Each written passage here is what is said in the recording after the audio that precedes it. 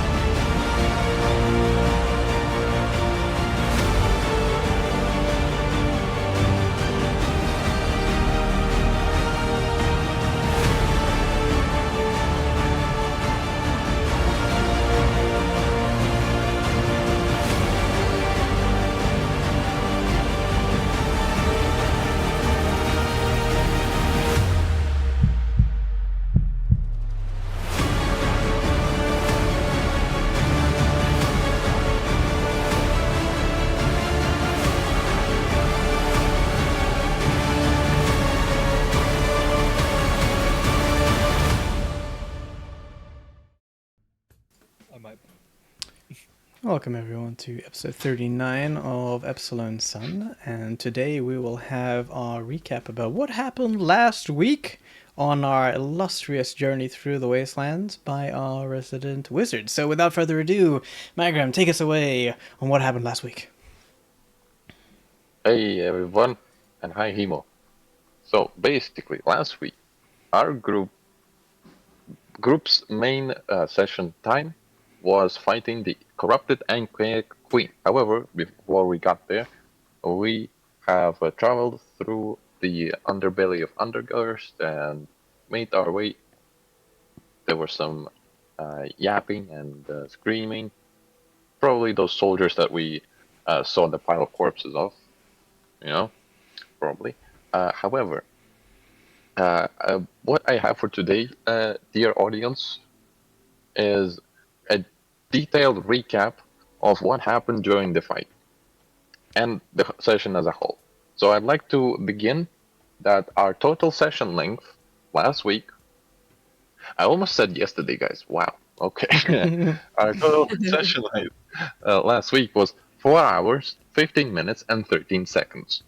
Congratulations, it felt like 5 minutes to me. Yep. However, we rolled for initiative on. Well, it took us to roll initiative a whole hour, 26 minutes, and 34 seconds. So for a whole hour and 26 minutes, we didn't fight something. However, the rest was just a one big encounter.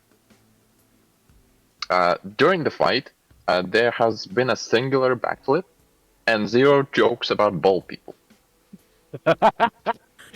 Bald people. Yes. The death of Listen occurred on the second hour mark, precisely second hour, 24th minute, 51st second. Good to know. The appearance of the gracious skeleton Manfred that took all of our hearts started at our number 2, 27th minute, 22nd second.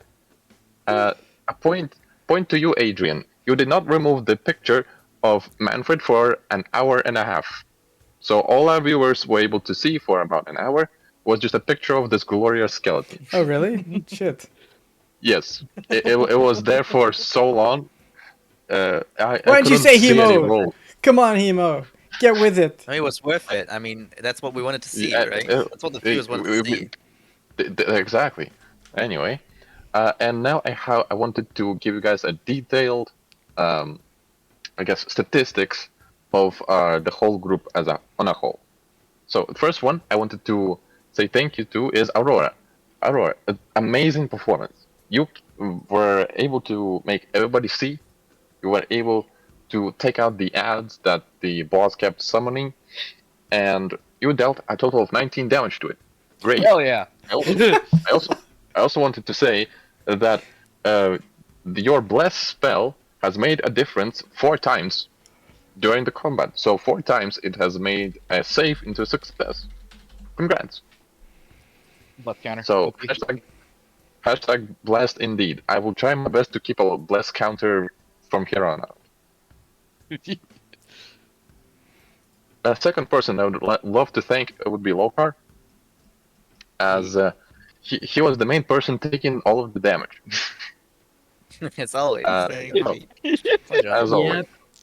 That's my job. So, To be a tank too, uh, Lokar takes all the damage. yeah, thank you. Last fight, you took a total of 59 points of damage. You would have taken 80 points if you weren't raging. Congrats! That would have killed Magrim at least 3 times. Nice, nice. Good job being a sponge, you- bud. You also dealt a total of 71 points of damage to the boss. Huh? I'll take that. I'll take that. Carrick, great performance as well with your radiant bolts and stuff. You were the first person to crit during the fight. You crit a zombie and one-shotted it right out of the game. You did. also were able to heal, and I basically have counted your heals and temporary hit points as one number. You healed for a total of 31 health. Pretty good. Pretty good. Oh, wow. Pretty good. More than I did damage. The total amount of damage that you dealt to the boss is a bit. I'm not sure, because there were 2 instances when Adrian didn't say that if the boss succeeded or failed. So I will give you 2 numbers. The first total damage dealt is 82. The other is 65. Okay. So take that with what you will. Succeeded or failed Something. what? The saves for Moonbeam. The save for I'll say for Moonbeam. movie. Okay. Yeah, you didn't say if it succeeded or failed, so I just had the 2 numbers. Okay, thank you. So yeah, somewhere within that range, you dealt that much damage to the boss. Congrats. Magrim, I counted. He was kind of useless this fight. He kind of his total fireball damage to the boss and the ads in total was 67 points of damage, Respect. and the Ooh. boss Just fireball. took 57 of it. Okay. And lastly, but not least, I'd like to thank Nissa. As I will say that Nissa was the only person to crit the boss successfully. And kill a friend. She was the first and the last person to attack it. Oh, Okay. cool attack. Mm-hmm. Yeah, the first and the last. And in total, she dealt 86 points of damage. How much of that was friendly fire? Yeah. Friendly fire was 9. A total of 9 points of friendly fire damage, but I didn't really count that. Let's I guess not fine. forget. Let's not forget that the DM had me rolling my friend's death save. Yeah. That also happened. I It was wanted to be on glorious. stream. It was glorious. No. This And you succeeded. You kept them alive. Indeed. So Yeah, for you did. Hima's benefit, if you didn't watch the recap, there was a point near the end of the fight where the queen had Listen and Jasper pinned up against a wall, and Nissa fired off an Eldritch Blast that has, when you crit, extra damage, because that was at that point that she critted. So it does like a little bit of an explosion damage, and it just so happened that Listen and Jasper were caught in the blast, reducing Listen down to 1 health and Jasper unconscious. It was magnificent. yeah. Lyra and then Jasper. But yeah. Oh, Magnificent. was it Elira? No, it was, Oh, it was Yeah, Elira. Yes, this it was was. Yeah. already dead. Yeah, Elira. Yes, yeah. Elira was 1 health. Yeah. Yes. Oh, Yes. great. The boss also made 3 charge attacks. One of those was lethal. Mm. Indeed. Yes, and also rocks or gravity did only 3 damage to the queen. So good on you, gravity. Let's see if you get a sponsorship to us next week. Get sponsored by Gravity. Yeah, man. Okay, stats coming that- in. Yeah, that'll be it. Because I remember that there's this thing called quick roll stats where viewers keep track of what the actors roll and stuff, how Yeah. much damage they do and stuff. I figured that would be nice to do this one time for this fight, because if I tried to do that for every game, I would turn into Magrim IRL. And I don't think I want that. And some people really like spreadsheets. But thank Yeah. you. Yes, indeed. That's exactly the summary of what happened. From a narrative perspective, it was only basically 5 main points here where you ventured into the Hall of Crypts. You discovered that there were the beginnings of corruption vines within the crypt. You realized that they were blocking certain ways forward to a certain degree. You could have ventured through if you had felt like the need to do so. But nevertheless, you chose to instead engage and fight an injured eldritch creature that was just happily snacking on some bones. And during the fight, Listen sadly fell to the creature, caught underneath his rampaging husk, and was consequently buried within the king's tomb after Jasper had a bit of a heartfelt moment. You looted some of the skeletons, like the undead, or the dead. You looted the dead, taking a great sword and a circlet, and then you exited collectively after a conversation between Lokar and Nissa regarding contracts, her contract.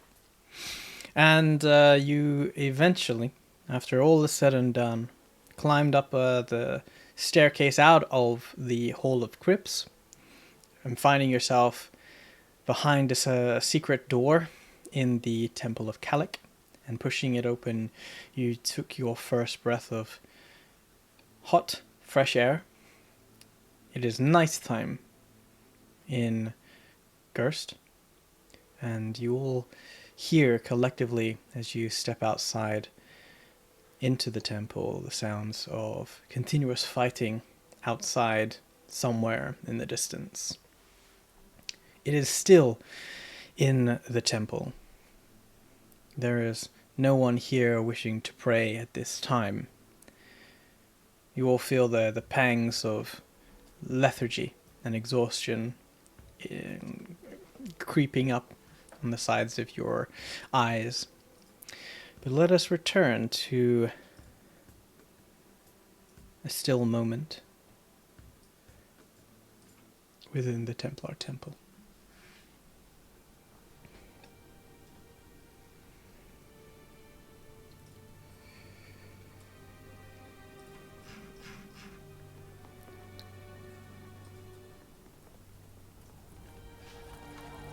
Big as this is where it comes out, isn't it?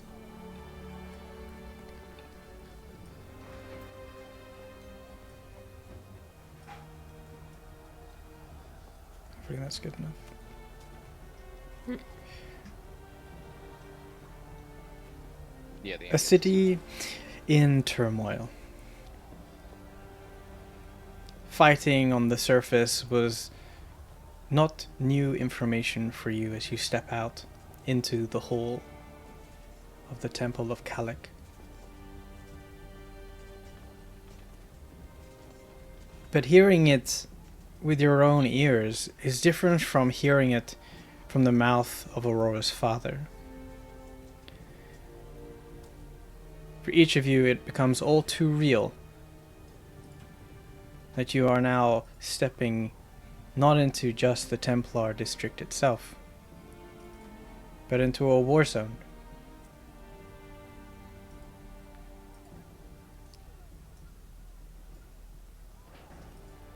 And collectively, after doing an immediate investigation for anyone possibly in the vicinity that could have seen you leave Undergerst through this hidden panel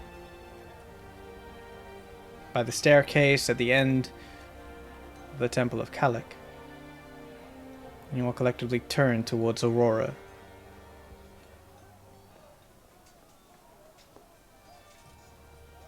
This is her hometown, her home turf.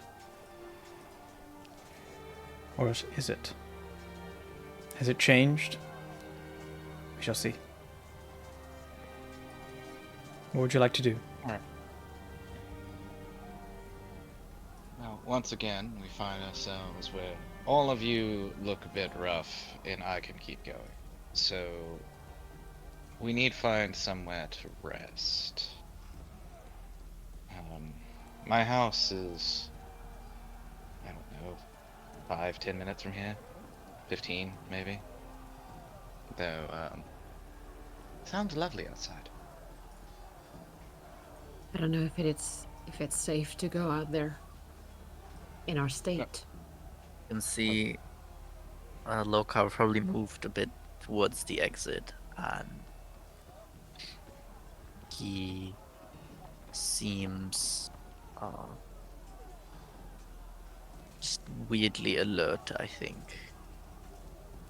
You kind of realize that this place is probably safe at the moment. He just seems very alert. No, if being here in the temple is necessarily safe either, Nisa. Yeah, I know. This is the officer's district. I would imagine this is the area most secured by the Templars. Or, oh, no. They would likely attack a different avenue from the Order or whoever the fuck is attacking them. Can I, since when we had the map that showed the different factions, I specifically said that Karak was trying to that. We see that, so I can ahead. I'm sorry, you're cutting in and out there. I didn't quite catch what you said. Sorry. The map that we saw in Undergirst of the factions and how they were laid out up here, Yeah. Karak specifically committed that to memory Uh-huh, while we were uh-huh. looking at it. Yeah. Can I see that map so I Sure. can get an idea of where we are? Ah, well, Also, that's been one of the maps I swiped. for sure. But specifically, you want to look about, the area of the Templar district, not the rest of the city, right? Right. Okay. For sure. You can certainly do that. In fact, let me take you all to same place.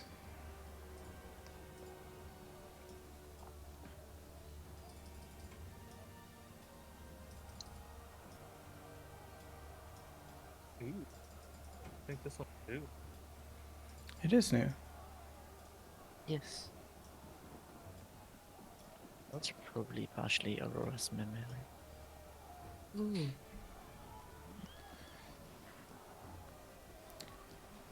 So It's just a temper district. it is just the Templar district broken down. Indeed, exactly right, Pepper. It is the collective knowledge of Aurora's memory, a knowledge of the area.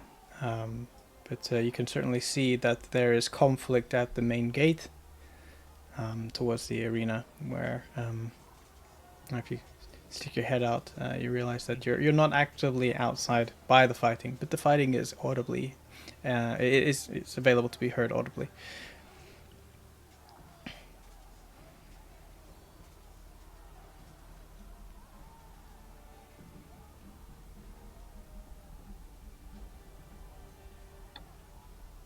Okay. It's hard to say where would be safe. If there's anything still left at my house, at least there will be supplies. My mother's herbalist, maybe we can make a healing kit or something. Plus, I would really like to sleep in my own bed. And that's a selfish thought, but it is what it is. I have a little bit left in me. And if you tell me which direction to go, turn into a mouse and run ahead to get eyes before we turn corner.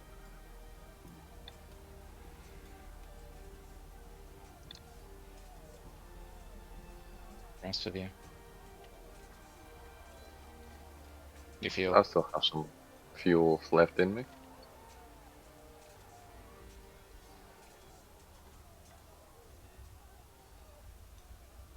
Nisa? Sorry? I didn't quite catch that. You want to stay here in the wonderful temple of Kalik? You like to... Heck no.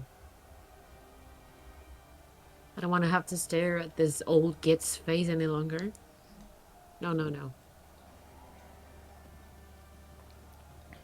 Let's just maybe try not to, I don't know, get spotted. I don't know if they might be looking for us. Are we being,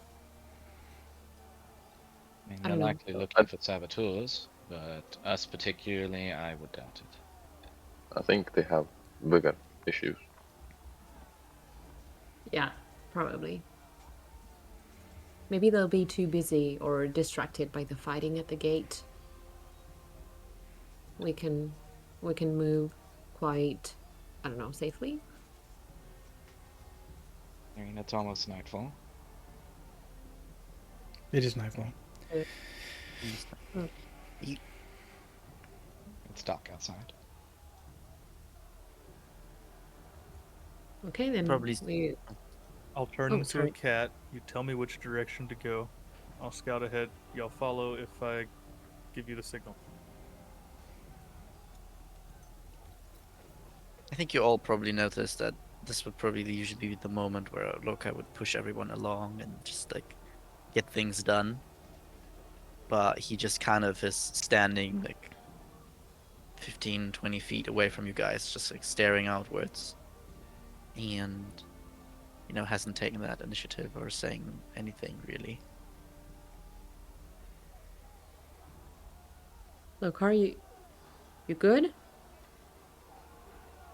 Hmm? You okay? What? What did you say? You alright, I'm big good. man? I'm good. I'm good. Yeah, we're good. What's the plan? We're going to Aurora's house. Right? You just looked dazed or kind of spaced out. Are you here with us? Yes, it's a bit difficult,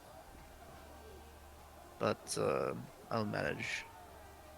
Just a lot of emotions, so And I'm you're sick hearing though when familiar. it comes down to.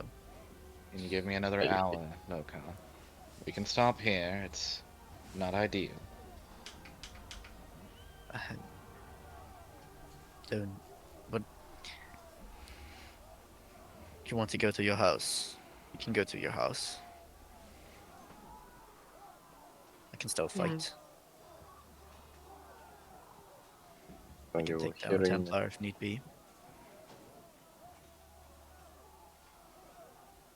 Because you guys can fight doesn't mean you should. Karak, I can... Fuck. Mag, do you have a piece of paper? Yes. Yeah. I also have a flying cat. If you give me directions, I can send him to there. I would imagine that your familiar would get shot on sight. What for? I imagine people are pretty busy fighting each other. But there's also going to be patrols to make sure nobody else is up to anything. And your familiar, by being a flying cat, stands out. Fair. It's also dark. I'm gonna be a mangy stray cat that nobody would think twice. That sounds Just be, cool. just be skittish. I can draw a path real quick. There's not too many streets on this side of town. Great with maps, so this is good. Aurora, given this is literally where you spent like 2 decades of your life almost, you will know the streets here like the back of your hand. Yes, there is a main thoroughfare that goes through the officers section, but there are also back streets in a certain way, like fence hopping in a roundabout way, leading you off of the main road if you wish. The choice is yours. You can also technically go across the rooftops if that is your prerogative. But I think taking back streets and like I would draw the like general outline, like here's an important looking building that you're gonna recognize. and I'll point them out as we go, but we go like a couple of back streets at a time. Okay. Alright, I'll study the map for a minute, and then I'll wild shape into a mangy, nasty-looking stray cat. All right. When we get to the bathhouse, all we have to do is just walk towards the wall. House is right there. If you follow the street.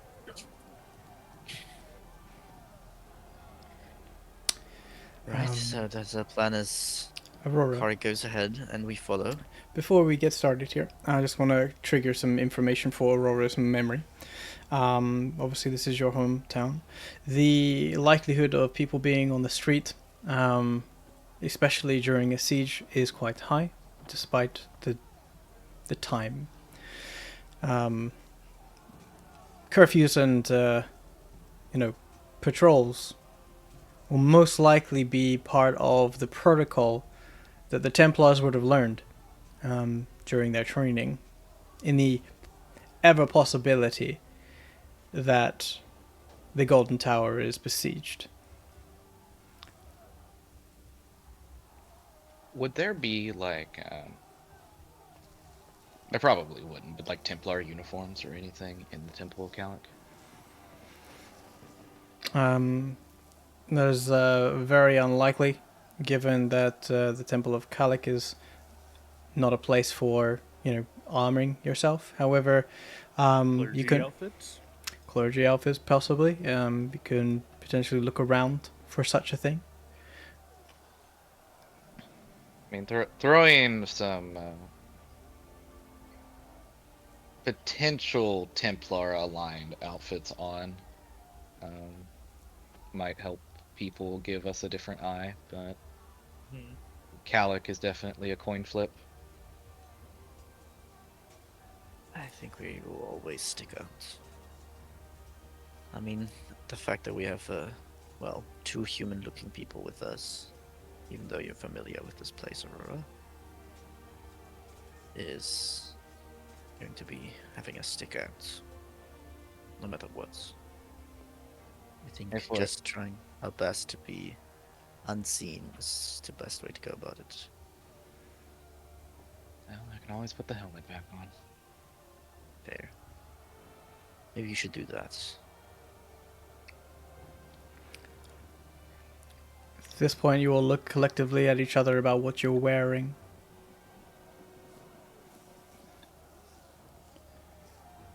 And how you might stand out based off of that. Aurora, you're no longer wearing Templar uniform. Karik, you're wearing, I think you have a cloak on, right, to hide your shell. But you got a hat on. I'm a cat. You're a cat? Yeah. I'm a Now cat. you're a cat, yes. I'm a cat. You were just wearing that, yes. Okay. I Look. am a mangy cat. Okay. Like patches of fur. Are you sassy? No. Lokar, you obviously are wearing the same sort of stuff that you've been wearing basically the whole time. I mean, I have a beautiful bib that is constantly dripping blood. That is true. It is a bit of an eyesore. Magram, you have your hood on, I suppose, so keeping yourself hidden is relatively okay, but then you also have a tiefling with rather stark features. Well, she has a nice elm cloak that makes it a little bit more visible, but yeah. She does have a green So cloak. can't you just turn yourself into a Templar? Like you did with the Broken Blades? Oh, I could, yeah. I definitely could. And if Yeah, I we- mean, it's just I'm black on already a black, cat, you're good. Never mind. I just had an idea, but I'm a cat. You just hear a bunch of meowing. You could do this before your catdom. No, Yeah. it's fine. It's Talk in fine. animal form. Carrick keeps yapping. I can't talk in animal form. I'm a cat. And I don't have speak with animals anymore. In 2024 they allow it to speak, but you're right. In 2014 rules, you can't speak I as do an have- animal. I do have a question though. Can we override the fact that 5e doesn't say cats have night vision for whatever Yes, reason? I always rule Thank that. Thank you. It's stupid that I was cats looking don't at have the night stat vision. block. I'm like, where's the fucking dark vision No, at? This is I, stupid. I rule cats. I don't know why they would do that, but yeah, cats do have dark vision in my game. Cool. That's good. Well, Nisa's gonna cast disguise self, and she's gonna turn into I don't know, an average Templar with like full armored Templar with a what's the name? With a helmet on and everything, so that her face is covered. All right, Nissa is completely Templared. We have one mangy cat. We have a cloaked figure. Alright, then what's going to be our, if we get into trouble, what are we gonna say? Why are we here?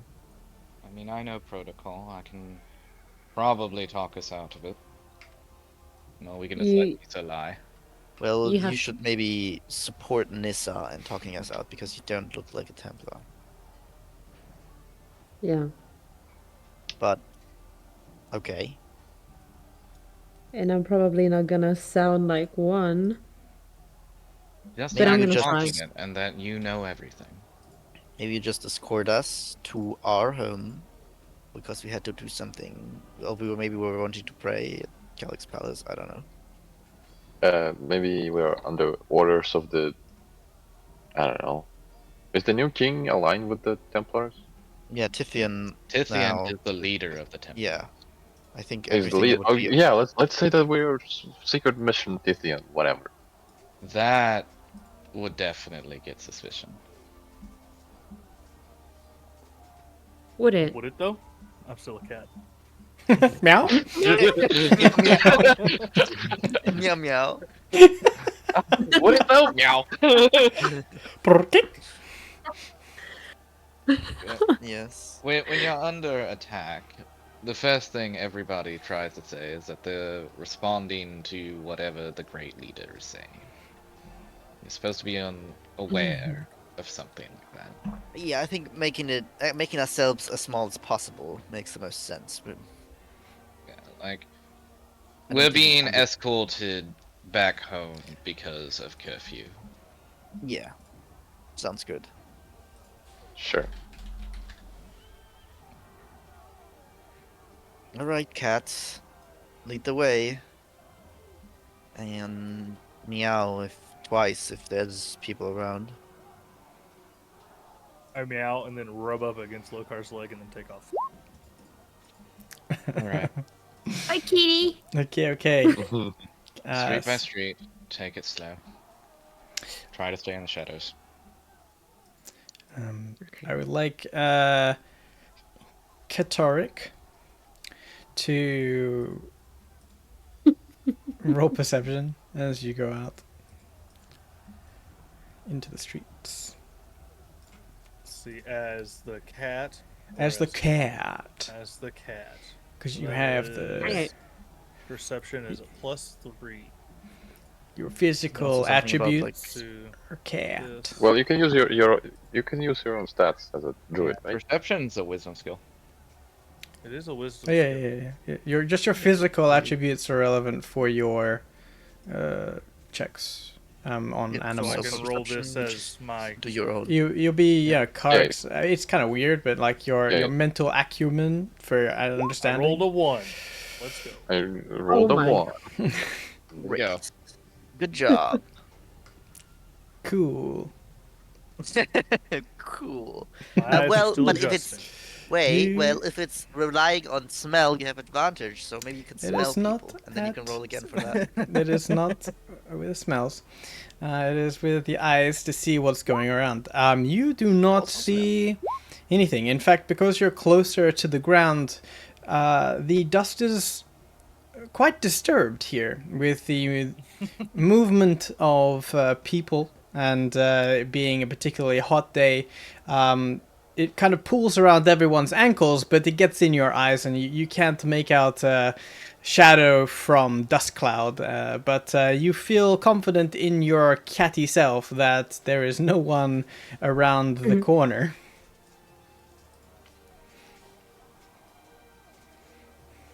Alright, I get to the corner and I stop for a second and I do that thing cats do where they lick their paw and wipe their eyes, trying to get the dust out. And then go around the corner, keep following the map in my brain. In your Looking brain. for more people. Yeah, we will follow Arthur with Nissa at the front. Yep. You sit at the front. And Loka will make sure to like have the cloak closed so the blood, stays in for the time being. The blood season. Ew. Like you Yeah, roll yeah. it up. You can take it off, you Yeah. know. You don't have to leave it on you. It's No, just no, a why bit. would he ever take it off? Leaving like a slowly dripping trail of blood behind you. Not at all being able to be tracked. I mean, the thing is like. Oh, actually, it's not dripping blood. It's just covered with by blood. So I'm just covering up with my cloak, so you don't see the bib. Okay. You turn it We're inside. not murder hobos. We're murder people. It just happens to be like that. I can't change it. It's magic. Let's go. You're making your way downtown. And the unsettled dust is kind of problematic for you, Karik. It's hard to get an understanding about what's what, and it isn't until you're almost trampled on by a soldiered, an armored figure coming out from the side of this alleyway here, almost stepping on you. You hear it before you see it. This clattering of metal and stomping of feet. Roll a deck save to jump out of the way. Oh no. Oh no. Dexterity save. This would be yes. Yep. Has a +2 dex. Doesn't say what the saves would be. And Yeah. Magram's also rolling the same. Why is Magnum rolling? Wait, why Oh, did I thought it was everybody. No, just Cat. No, Because you're not Cat getting is trampled, first. Don't worry. So you made it very Ah, clear to okay, me that Cat is okay. going first, followed by Nissa Yes. as Templar. But the thing is, Cat. Oh, well, like the cat's not like in front of like 20 feet in front of us or something. Yeah, Not he's like Right. not instead. Yeah. Okay, Cat gotcha. has a gotcha. +2 dex. I don't know what else to add for a save. It would just be No, the it straight says- dex. It's just I don't so think 11. that's our proficiency in saves. Exactly. So So 11. right. Good old 11. Very average, one would say. Yeah. How many health points does a cat have? Oh no. Should Two. I roll for it? No, I'm gonna D4. roll because he's gonna step on your tail. It Well, says cat 2 can- or 1d4. Well, Okay. It's Okay. not gonna kill a cat if you step on her tail, right? No. But it will cause some damage. The problem is that the wild shape is broken by damage. So roll your health. Roll a d4. Roll a 4 and hope he rolls a 1. Four. Well, then you can also roll a 2 or a 3. I so rolled a it's fine. 2. Oh, It's like an unarmed punch. So you take 1 point of damage to your tail. Nice. Got one. 1 health left. I'm fine. Um, Everything's fine. Just mad. do you make a noise or you just take it like a champ? No, he definitely lets out a cat yelp. Okay. You startle the armored humanoid who shrieks in response, and it's just for a moment, but collectively that notifies everyone behind you that someone is coming around the corner very quickly. Yes. Yeah, what's the setup here? Is there any way we can duck in, or is there any way this? Yeah, there are places. I mean, you could run back to the temple. You could like duck in somewhere to hide. You could jump up on the roof, perhaps. You could use a spell. You could do whatever you want. Yeah, I'm just gonna I do think- another token here. So we got Karik and the rest of the party. Arik Um, definitely gonna, after the yelp and the guard making a sound also, I'm just gonna like try to get on a roof somehow. Climb up. Sure. I wanna get off the ground at that point. I just wanna get off the ground. Okay. Yeah, you can totally do that. You've got claws. You can climb up the side of this sandstone building and find yourself on the edge there. But that doesn't stop the figure heading No, towards the yeah, party. So I really Right. want to know, what is everyone going to do as you hear a screech of a cat sound? Duck into hiding spot. Did you think there Um, was like crevices and stuff? Lokar, if you could grab Mag and just jump on the roof, I guess. I can grab 2 people. And I would also use thaumaturgy to make like in a different direction. Make like it says you can like cause an unlocked door or window to open or slam shut. Ye- Sometimes creating like some sound to like another house. That you'll be able to see, obviously.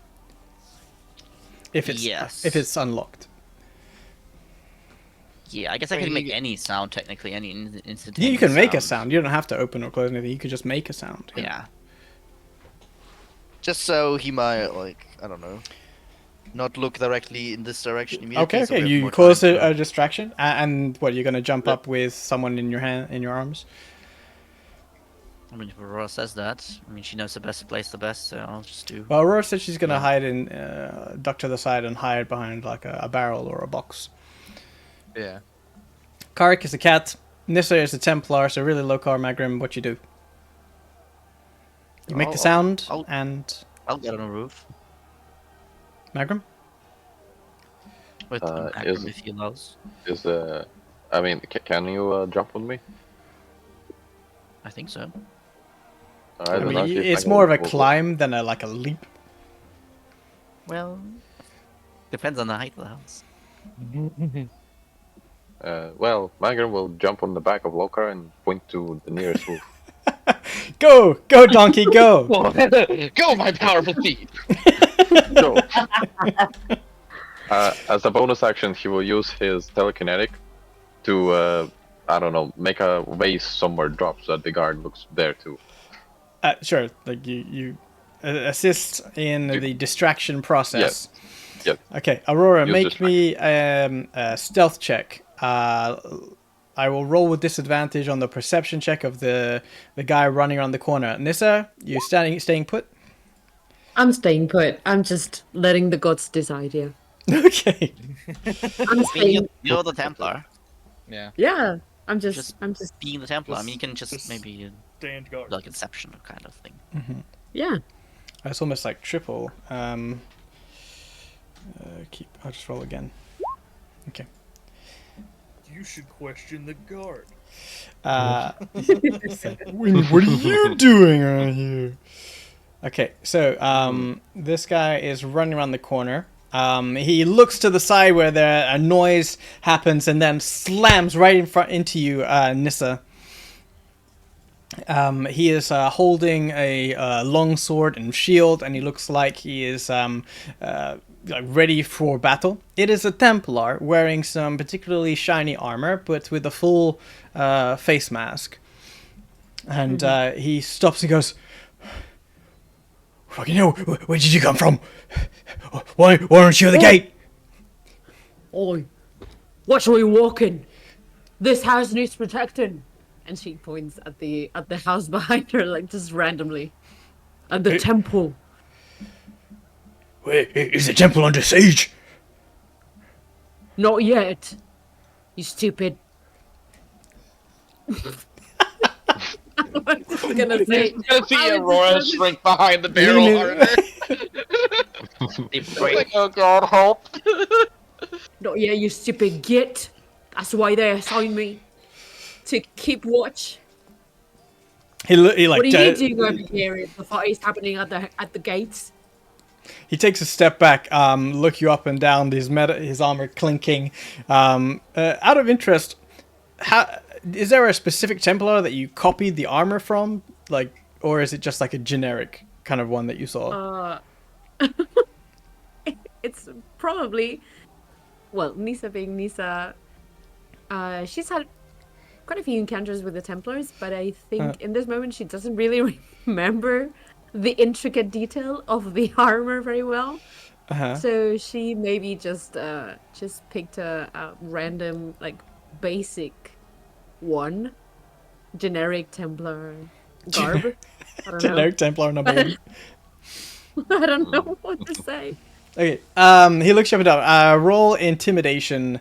I guess just roll it straight because he's kind of distracted and flustered. It would be with disadvantage, but I think he's kind of flustered.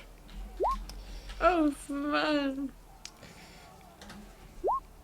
Okay. He like takes a step back, a little flustered in the moment, and goes, "Who you calling git? If I'm going to the front, you're coming with me.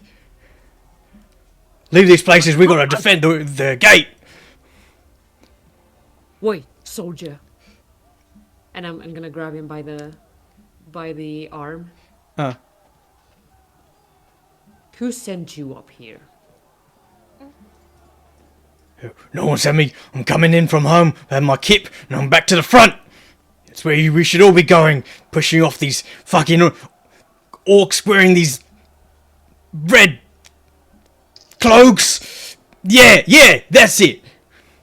You've seen them. Those fucking bastards. They're trying to get in, trying to burn us out, and they will not prevail. Tithian was seen to that. What did Tithian just say? What were Tithian's orders? I was distracted. Roll deception.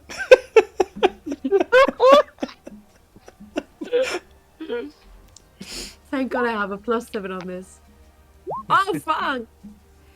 He goes, yeah. No, I mean, I was slightly distracted too with all that's going on. It's fucking nuts around here. But anyway, I mean, Tithian said, hold the line.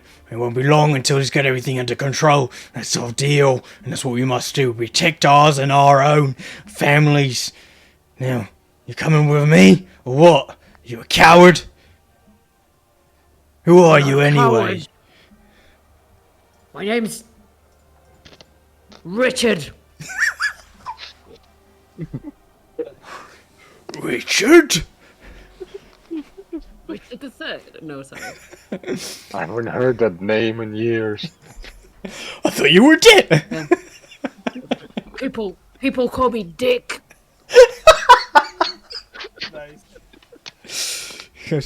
That's an odd name. I rolled deception again. Oh my god.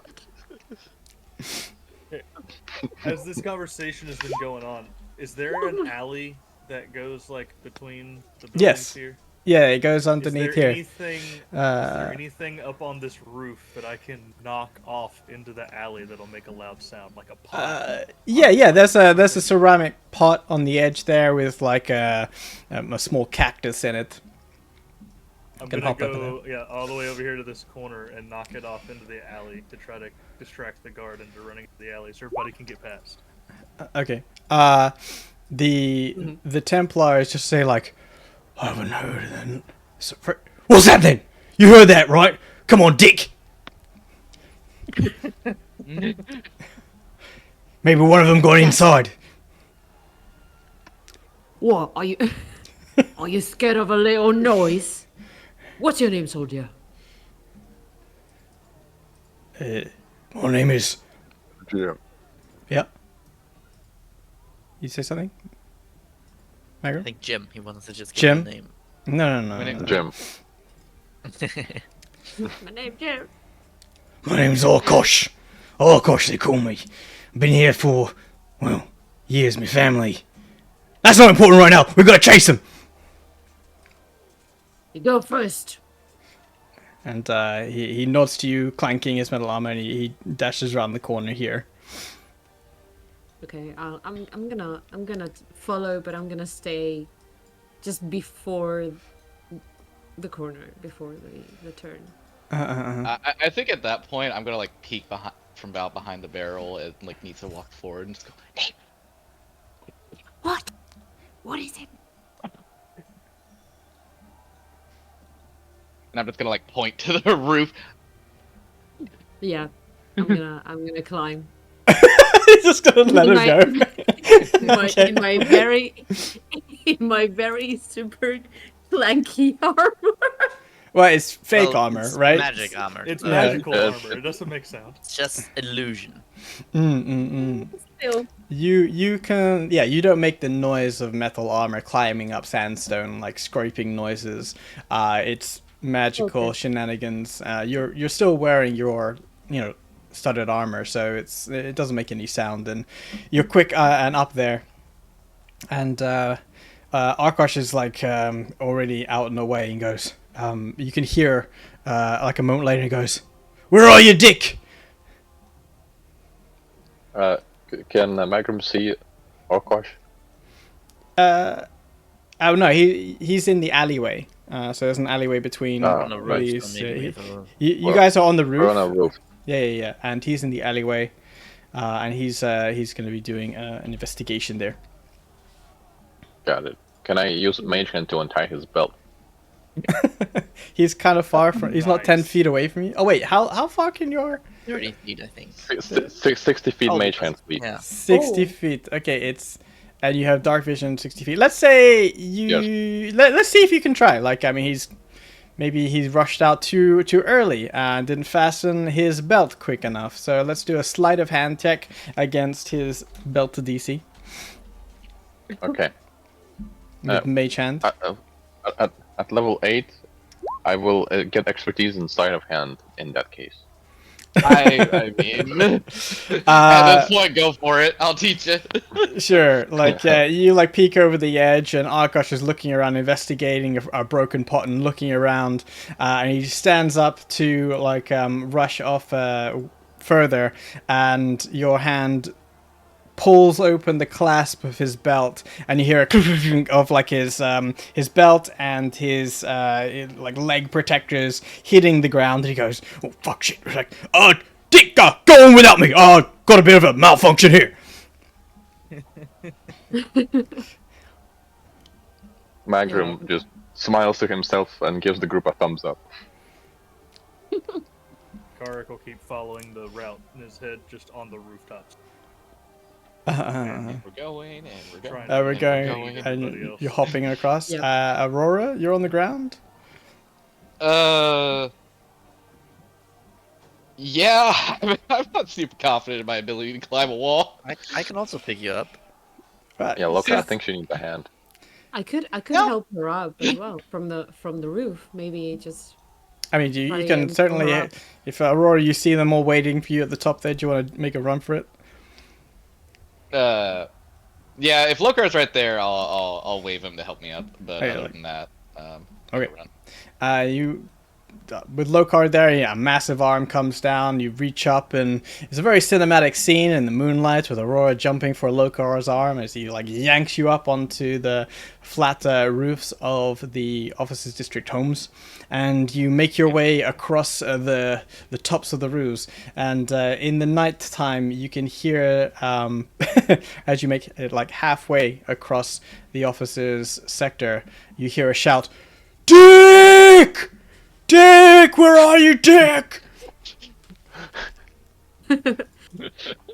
Lisa's going to drop the disguise self, and as soon as she's back to normal, she's gonna turn to Aurora and go.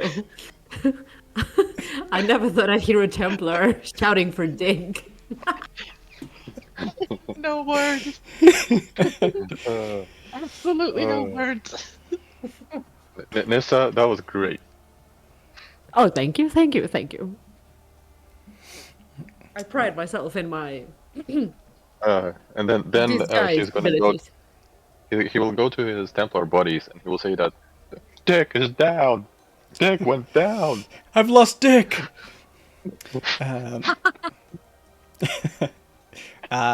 with making your way across the rooftops, jumping in the darkness, no one's looking on the roofs, and with a cat to lead you, without the dust causing complications, you make it to the Viturin residence. You drop down around the back and make your way through to the known front door, Aurora. You're home.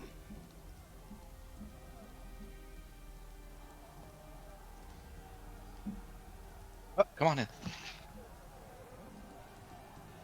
And I will check the door. Door's locked. I will look to the potted plant next to the door. Sure. I knew you were gonna do that. Get on the ground and pull out the Nice. key and unlock the door. Look underneath. Look underneath the bins. Yep. And Aurora Ooh. welcomes you to the Viturin household, closing the door behind you and removing the sound of fighting, at least a brief reprieve from the shouting. Although when you strain your ears, you still hear the sounds of combat. But for now, Aurora, this is your home. And the very first thing that you do is wait and see if there's anyone there to greet you. As you close the door, no one comes to see you or greet you in the hall. In fact, the Viturin household is quieter than the Hall of Crypts.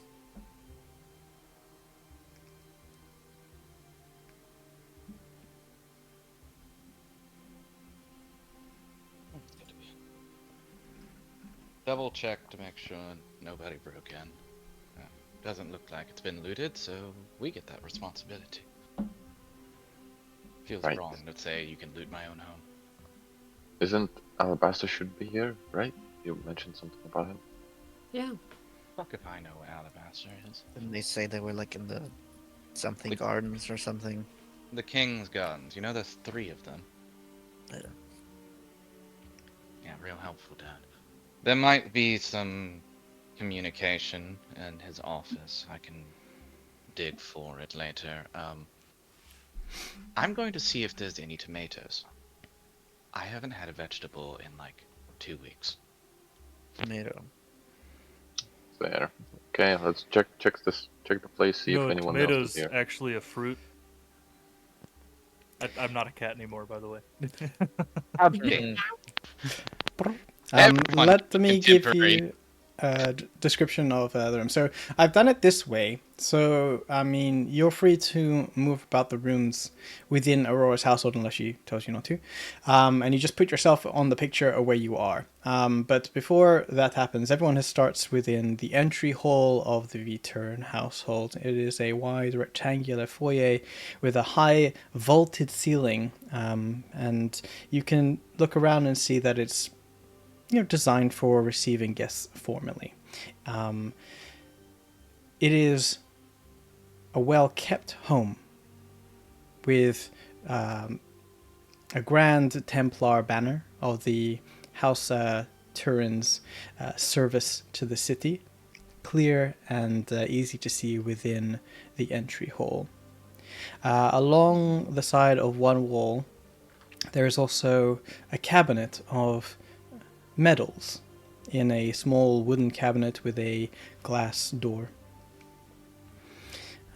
There's a stiff-backed wooden bench with engraved Templar sigils nearest to the door, where potentially they're awaiting a bench.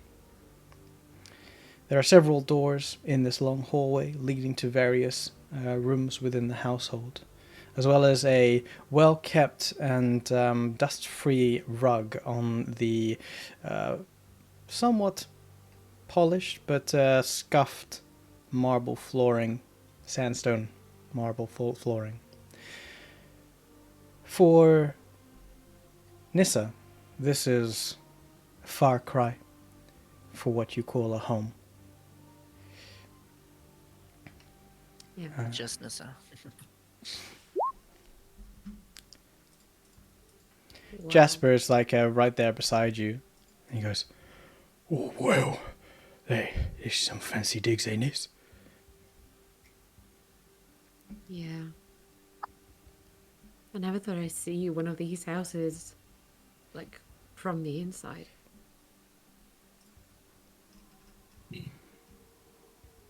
Hey Magram, you want to go look through the office with me? Want to look for books?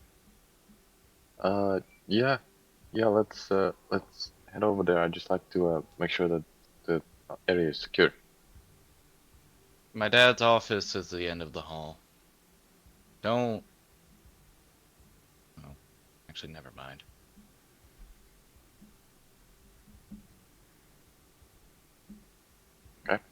Well, Carrick, let's see. How well can you read? What are you trying to say? Are you a slow reader? Average. Okay. I can't read fast, Uh, but I'm not slow. Okay. Yeah. I will. Well, when let's just say that when I finish the parchment, I'll pass it on to you. I wanted to look for something specific in here. It might be a long Let's go. shot, but All right. Well, there's it. I want to look for anything on these shelves that looks like it might have anything to do with the drawings we saw, and anything in that air quotes history. The mural Yeah. we saw. Mm-hmm. Something to do with ancient history and the general history of Girth should do. Let's try to look for books like that. Just before we get ahead of ourselves, let's just ensure that everyone is in their room. Lokar, are you hanging out in the hallway or? I think for a hot second, while everyone just, I think just moves in and takes in, I think he scoffs at what he's seeing. Hmm. I think he just, under his breath, he would say, like, talk about an easy life. And he will just start opening doors everywhere and just understand the layout. So he's gonna use the hallways for a hot second. Mhm. And I think after that, I don't think he has much intention of looting necessarily, so he probably will just sit down in the lounge, unless he finds something The lounge? interesting Okay. somewhere that sticks out, like any room. Take some time to yourself. Well, you're just looking around to see if there's anyone around, or No, just, I don't know, something. He would just, open the door, see the room, try to understand what it is, go to the next, unless he finds just get the something lay of the interesting. land. I mean, Yeah. something interesting. Yeah, I mean, it's all interesting, I suppose, to some person. But the rest of the party break up, and you're free to move around. But each room has some things in it, obviously. So I'm gonna start with Aurora's like, make yourself at home, and she goes to rummage through the kitchen. So we will start with the kitchen. The kitchen is built for practicality. It has subtle luxuries, suggesting that the family lived beyond the average officer. It is perceivably well stocked with various pots labeled for spices and ingredients. The stone countertops are well worn, with cutting boards scarred with years of use, and like I said, the clay jars filled with imported spices that line the pantry. There is a knife on the cutting board with a carrot, half cut, as if left in a hurry. A cast iron stove sits at the side of the room, and near a simple wooden table used for quick meals and preparation. Aurora, you would be aware of the locked storage chest. Specifically, that's where your mother kept the more higher quality items. There is a copper sink, which is an uncommon luxury, but it is as a learned process for purifying water using copper. And the thing that stands out most to you, Aurora, as you enter and go in first, is a letter on the table next to the chopping board with your name on it. Well, I guess tomato making will have to pause as I grab said letter and open it. But All right.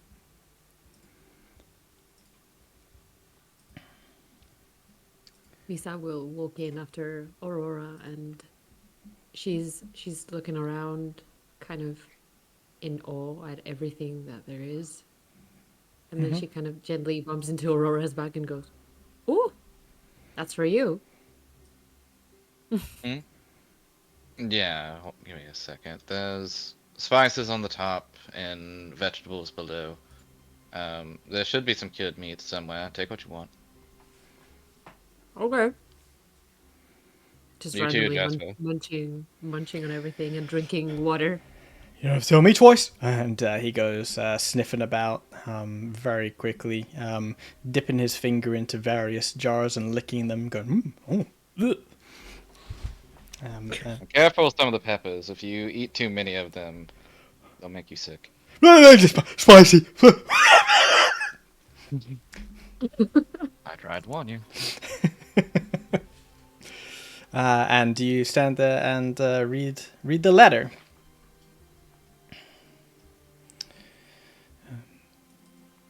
Do you want me to read it? I can read it. You can either choose to read it like out loud if you want to for the rest of the party, or it's up to you. If you want to keep it personal and private, that's your choice as well. Your call. Yeah, I would probably read it aloud. Okay, read it out loud. Aurora, I don't know if this will ever reach you. I don't even know if you're still in the city, still breathing, still fighting. I don't know anything anymore. For so long, I believed you were dead. It's what they told me. First, they said you were away on a mission, then they say you fell in battle, and that you had died a soldier's death. I mourned you, I wept for you, and then Alabaster told me the truth. The slave pens. My child, my fierce and proud daughter, they threw you in chains. They made you less than nothing to them. And I did nothing because I believed them. I believed the Templars when they told me you were gone, and I let them speak of your name as if you were dust beneath their boots. But you lived. You survived. Through the mines, through the arena, through the fall of Calic and the madness that followed. I cannot even begin to imagine what they did to you, what they took from you, and what you endured. If you are reading this, then you are still enduring. Aurora, I do not know what kind of world you have had to claw your way through since you were torn apart, but I know this. I love you, and I never stopped. Even when I thought you were gone.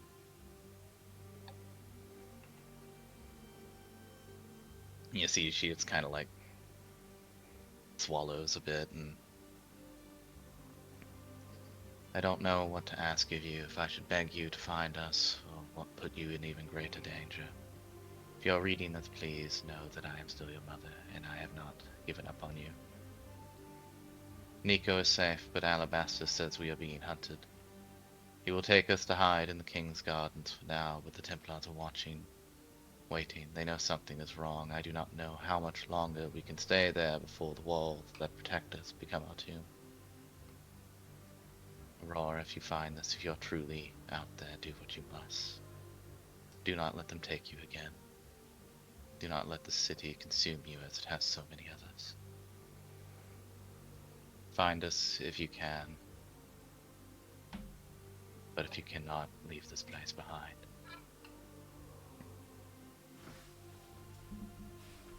my mother.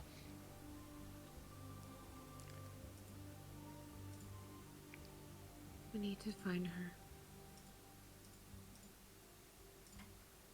That would be nice.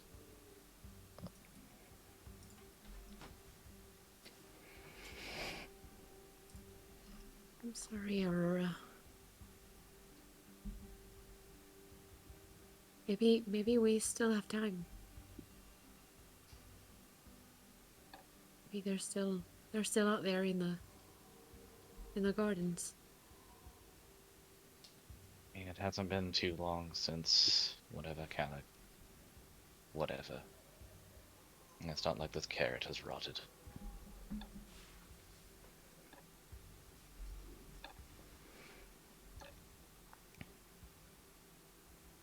Ever had a stuffed tomato before?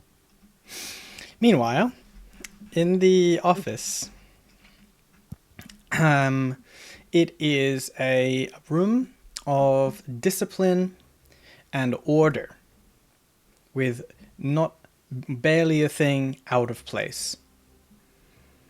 There are a couple of official Templar-looking reports still lying on the table, half done. In the center of the room is a ornate but well-worn desk, sitting on a worn rug that doesn't look like it's from the Gerst Valley or Gerst region. It doesn't match the aesthetic. In fact, it matches more of a Eastern aesthetic. And lining the walls are bookshelves with various leather-bound books. On the oak desk sits a ornate oil lamp, and its surface covered is neatly stacked with documents and quills and ink bottles. The desk has drawers, naturally, and hanging above the desk is a empty sort of rack where a sword should live. And above that resting spot that is empty, it bears a crest of the Viteran family.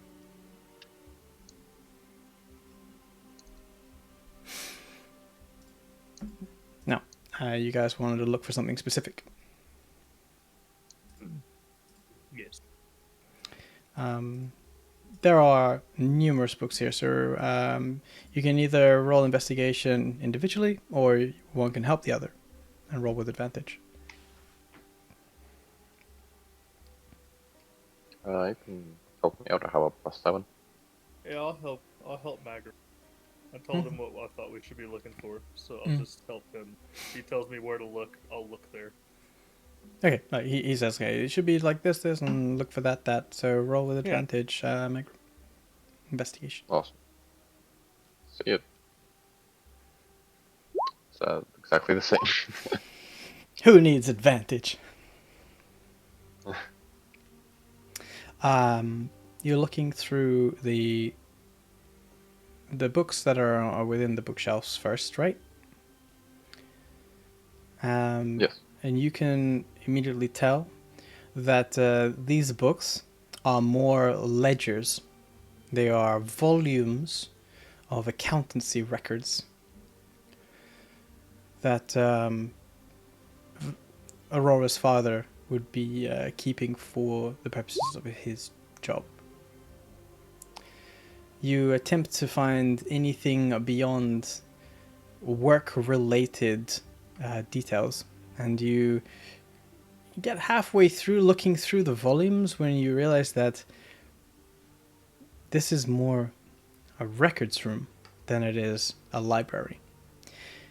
In fact, what is clear to you with your 90 investigation is that there are no storybooks, there are no education books, there is nothing on the bookshelves that offers any information beyond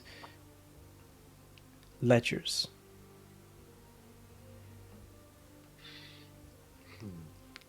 Okay, Carrick, Yes.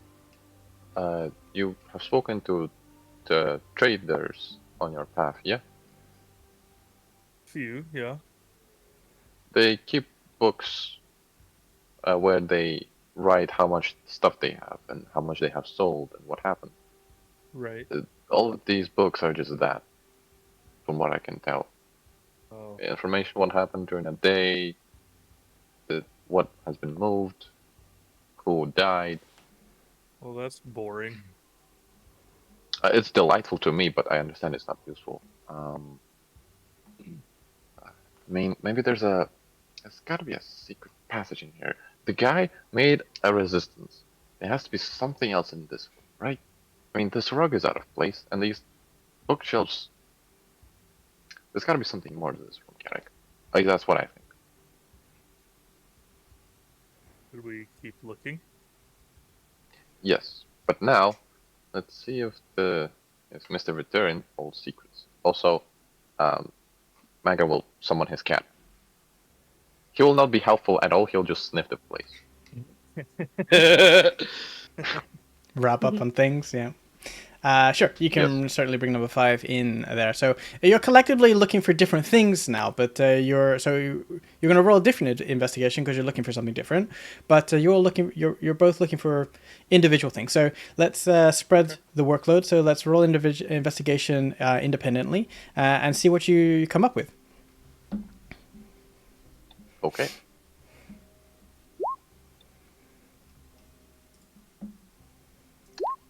Not the I'd like smartest to use. turtle. I'd like to use my inspiration to reroll that. Yeah, yes, I didn't specifically say it, but yes, your recap inspiration. Oh, come on. It's classic. Let's start with Karik.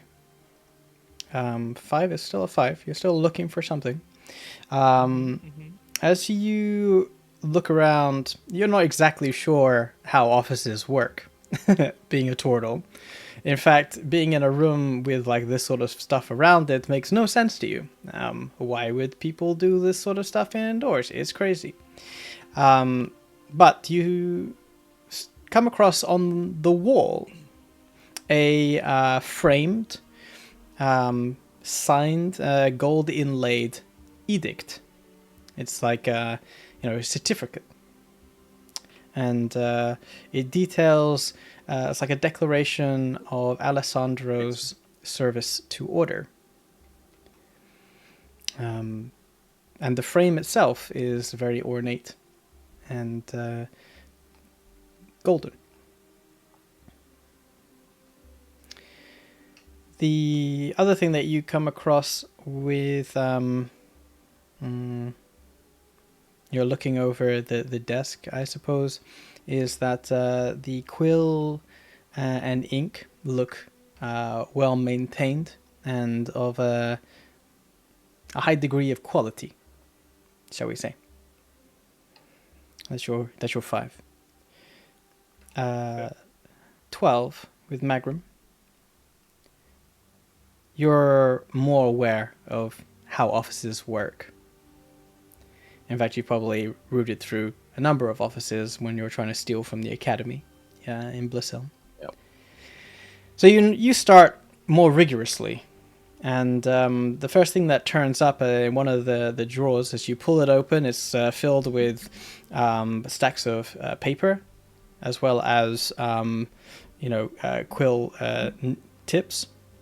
But then you realize that this pull-out drawer is like a split drawer, and you push back half of it, and you reveal there is a folded up parchment. You pull it up, unfold it, and it is a folded up map of Gerst. And there are hand marked sort of doorways, like written on top of the map, marking, including this doorway over the Temple of Kalik. Your intelligence suggests that this is a map with the marked hidden passages to Undergerst. Mm-hmm.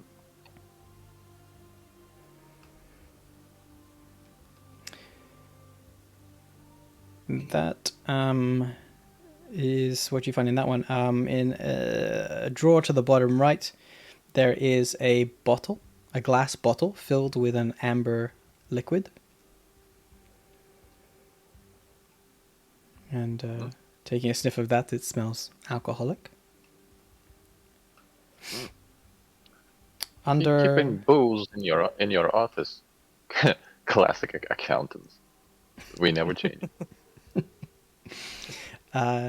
You put your hands underneath the desk where your knees are, and you feel there is a dagger there, like almost fastened to the underside of the desk. Relatively easy to spot, but secluded nonetheless. Your ingenuity feels like there should be more, but you can't find anything beyond that with your 12. Makes sense. Hey, Mac, this ink looks really nice. Isn't that like something you need for spell stuff? Does this work? I mean, it is good ink. I don't imagine that a seal of approval is like worthy of spell writing, right? Adrian? I guess. Oh, in terms of like copying spells, you only need fine ink. You don't need magical ink. Ah, right. You just can't use like garbage ink because it's like the process of copying is, needing something to put into a spellbook that will last and not wash away. But the vial of ink is indeed of a fine quality. It's almost waxy and glistening, glossy. Yeah, that will be very much helpful to me, Carrick. Good find. That's about all I found. I don't really. None of this really makes sense. Yeah, I understand. You're probably not used to bureaucracy What's that? in your tribes. Oh, you don't want to know. Basically, I looked around and I found this map of, and I believe it's the secret entrances to Undergirst. We just got out of there, thankfully. But if we ever wanted to use a shortcut, I suppose we could use these. And now I understand that this man has been prepared for this for quite a while, finding all these secret entrances and exits. There's more to this room, Carrick, but I'm beat right now. Me too. Tired. Under the weather. Wait. Are there any rains ever in the desert, Carrick? Does that ever happen? Rains? Yeah, like, big clouds in the sky, water, water falling from it. It rains. I would assume, I don't want to like make up some lore on the spot. I'm assuming there's just random showers every now and then, but they're probably super rare. For the wasteland which you trudge, there's it's like snowfall in Syria kind of situation. It may happen once in like a decade or so. Right. But the elders would speak of like the great rain flood that was sent to the star callers in their dire need because you needed water one time when it was just like a freak accident. But it doesn't rain in the wasteland. It's you have seen it or heard of it, but maybe you've not really experienced it. Right. Well, imagine where I'm from, there's a lot more rain, and when it rains, people start to get more tired, I guess. Anyway, I smell food, and not like the shit that we had in slave pens and the Undergirst. Ugh, I'm peckish. Garrick, how about you? I could eat. Okay, let's see what Miss Return's cooking like then. to the kitchen. Yeah, I'm just gonna put that there.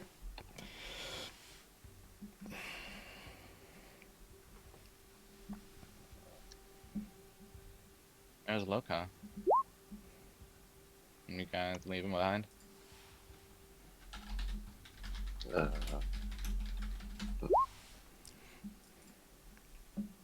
He was wandering when we went into the office. Or where he went. Yeah, what is happening with Lokar in the lounge there? Um, I think he made some space on the couch and has been meditating for the time being. Mm-hmm. Since now the sounds of war are not as loud anymore. Mm-hmm.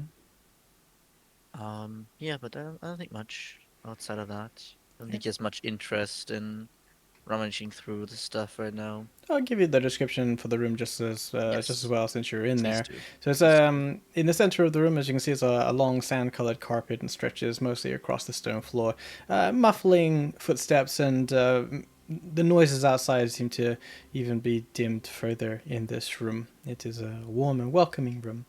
There is a small table within the middle of the room, arranged perfectly with knickknacks and keepsakes in very perhaps overly thought out locations. There are pieces of paper on this table with doodles on them, as if a child had been drawing on them. The paper is scratched where whoever was drawing on it was pushing too hard. There's also a broken ink quill next to it. There are cushion seats and a small bookshelf in the corner. As you look over them, is Lokar literate?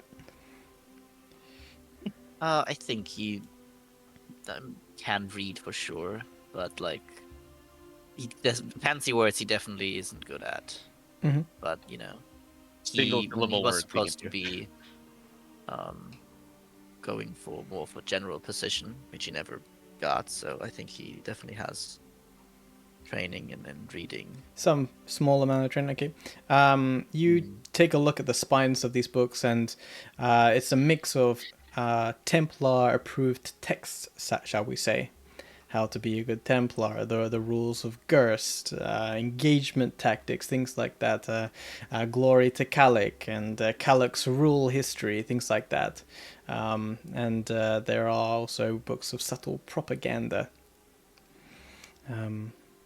Clearly, the books that are on show. There's also a large tapestry on the wall that seems to be hand woven.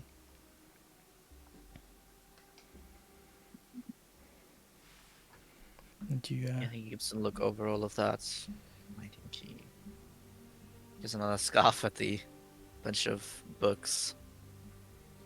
And then he does, as I said, sit down and meditate for a time okay. being. Being respectful to the area, despite Doro says, loot everything! Not really. I think he's just not in the mood of looting. Okay. Cool. The smell of food and the sound of preparation of food does also make its way to you, Lokar, if you are interested in moving to the kitchen as well, where everyone else is there, and the continuation of the conversation happens.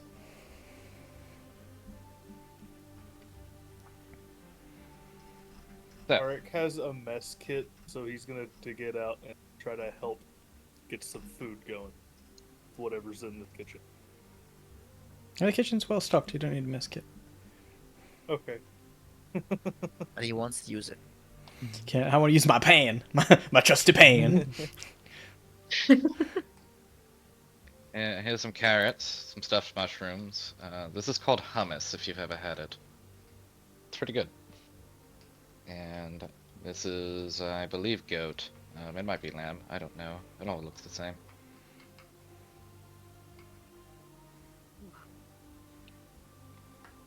And in that box is spices. Those are the more like earthy types, and the one above it are the more painful types.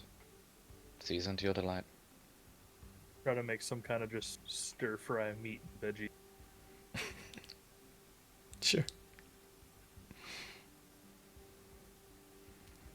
Did you This is guys just- find anything in my dad's office? It's a lot of stuff in there, and I believe I haven't unlocked all of its mysteries, but I found this. Maga will put the map on the kitchen table. Mhm. The dining table, I mean. Mm-hmm. Oh, No. It looks like there's more secret entrances right here and right there. That'll be useful. I always knew Dad had his secrets, but I never really pried.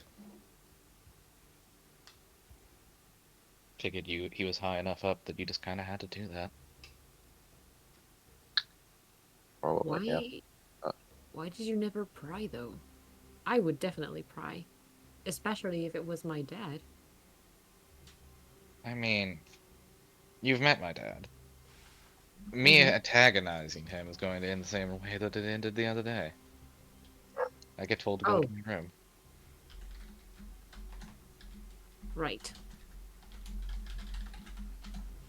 Still, I don't know. Didn't you guys have like I don't know, a closer relationship? And maybe since you both were Templars, maybe I don't know, he would have shared something else. Something I don't know, more significant with you. I I mean, would the think. reason I joined the Templars is I started developing magical talent. It was the easiest way to make sure I didn't get my head lopped off. Mm-hmm. I can see that. I mean, I understand. Uh, I, I'm very close to my father. I take offense to that. None meant, though. I know. Look, it's hard to explain, right? Like, when you're a human in Geras, when you're my family here, the city hates us, and understandably, I hate the city back, but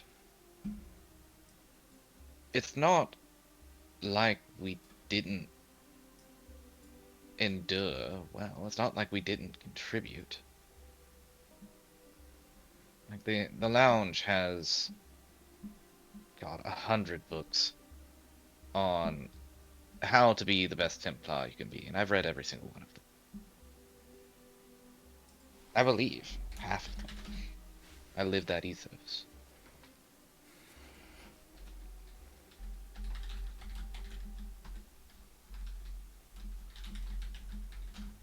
I'm almost envious that you get to be outside of the system, Nisa. Me?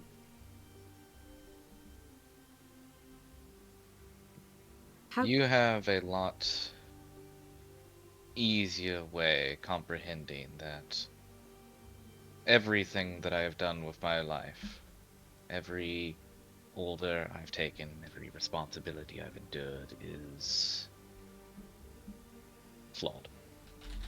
Perhaps even outright wrong. Well,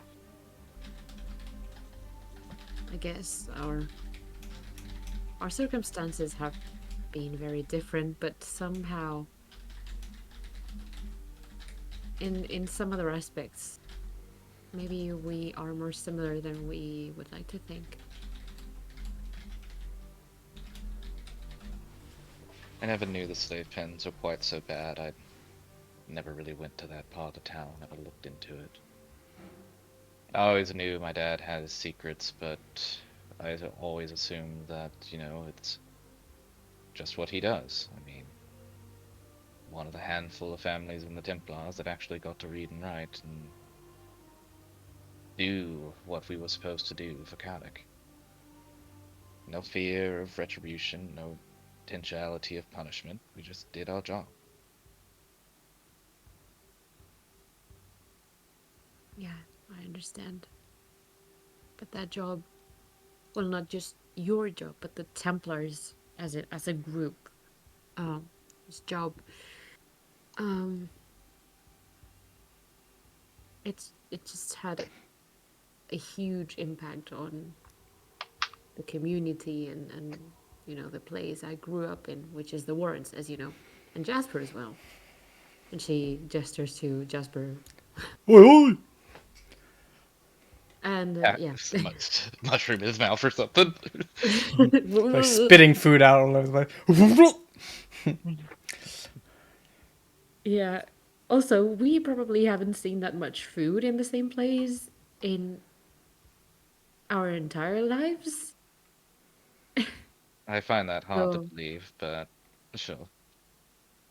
you find that hard to believe? It's the truth, sadly. Yeah, it's not quite abundant out there in the Warrens, despite, me harping on about it. Sure, this is in the same boat when there'll be days when we don't actually have anything to eat. And here we are standing in this well kitted out kitchen. I mean, there are obviously worse places, don't get me wrong, but wow, all I gotta say. And he bites into a piece of bread. And eating is a choice. It's like I didn't eat all that much when we were in the snipe pins. I know. And your stomach will probably riot if you put that much food in it right now, I'm guessing. So just take it slow. I mean, I'm just going to have these couple of tomatoes and be happy. I'm just surprised that you have running water. Now, that I will concede. That's the greatest thing that we have in this house. We have a bath too, It actually like goes into it. Do you? You mean I Yeah. can wash all this shit off myself? Yeah, I mean, All this grime and That's dirt why and I've sweat? been asking. Bathhouses are great. There's so many back home. Ugh, you I should have mean, seen the them. bathhouse is literally like down the street. We pipe from it. Pretty much every house here does. Oh, now that's royalty. Royalty level accommodations. Well, you'd be surprised how common it is. Not in Gerstein. I don't really remember the keep too much at Mizva. I was pretty young when we left, but every house there has running water. Oh. So it really is just cursed, isn't it? It's the other way around.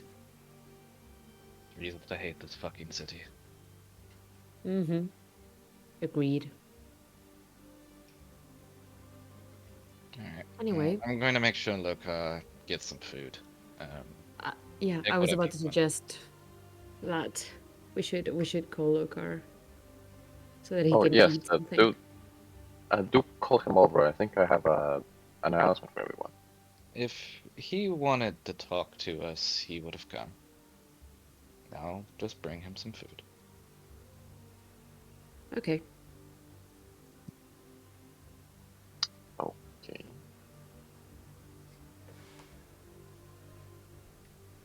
Okay. Aurora leaves briefly to go to the lounge where Lokar is taking some time out. And you can actually let's have an Aurora Lokar moment. And the first reveal to the stream.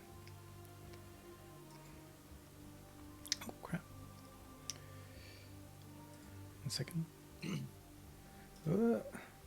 Need to do some things here. 1 second. Copy this one.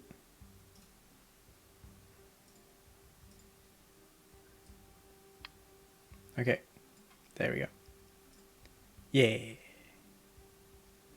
Oh, that looks so nice.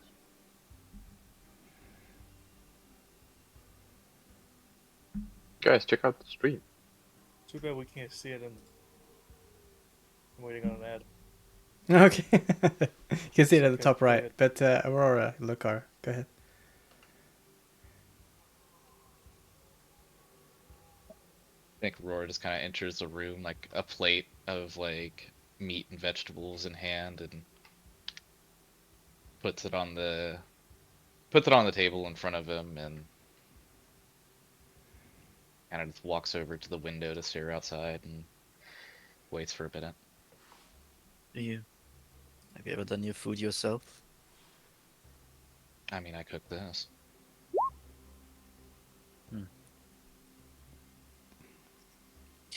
Gets up from his meditation position to inspect the food. I assure you, if I wanted to poison you, I'd have done it long ago. No, I'm just wondering if I want to eat it or not.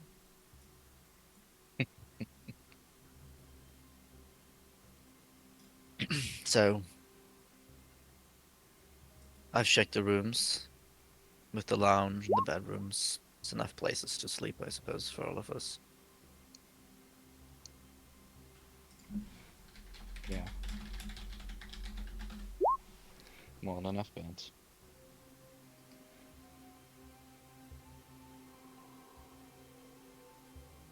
It's not what What you do you wanna do? expected, is it? I mean, I suspected something similar, I suppose.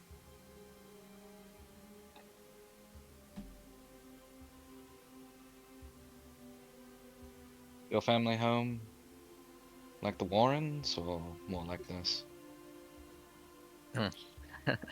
Neither. My clan is, well, Goliaths in general, it's a lot about surviving. It's important to stay with nature and not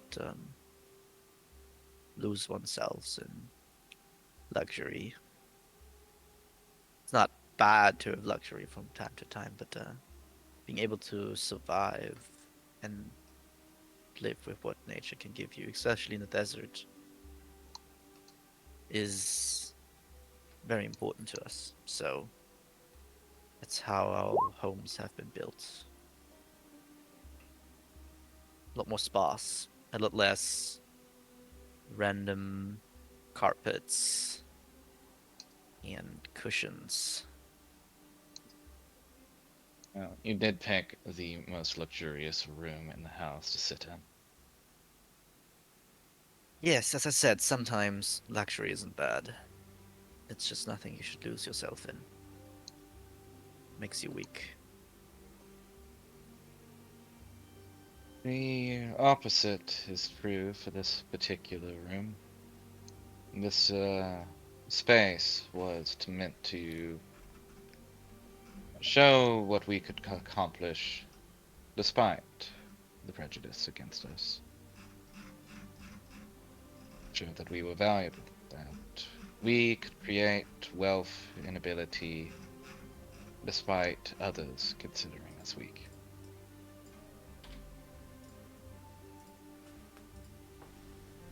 Why did you ever live here? In a city that hates you. I mean, surely if you can afford a nice house here, you can... I mean, afford a nice house anywhere. When my father took us to Gust, it was after the war. I was 3, 4.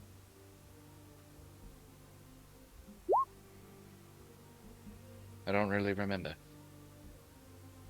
what that decision was. I have a handful of memories that he thought of some danger that he needed to be here for some reason.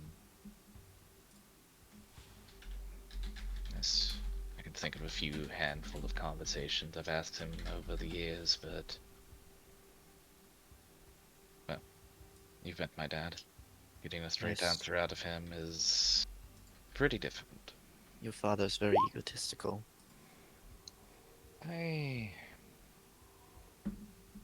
I'll concede that one, actually. It sure doesn't rub off on you too much. He's a good man, but like myself, he is very flawed.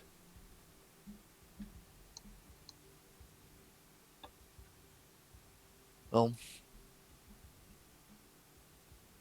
I guess I hope you can have good nights. There's fuck, how do I ask this? There's a bath. You're welcome to join me. And I think she just kind of turns and walks out. Damn.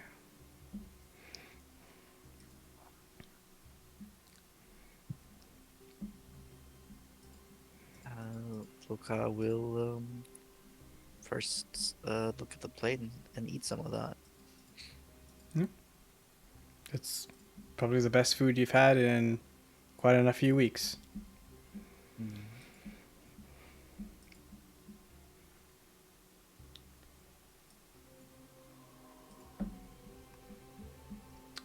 Back in the kitchen.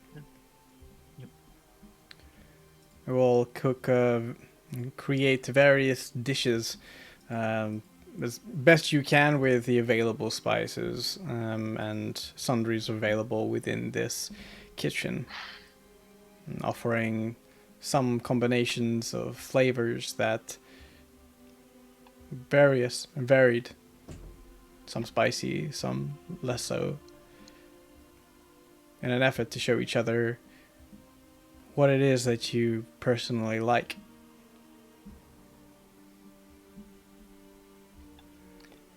There's a brief moment of bonding. And Aurora, you... Okay, you leave to your room? Yeah, I was gonna go to my room and go to the chest with a false bottom and pull out a bunch of like storybooks.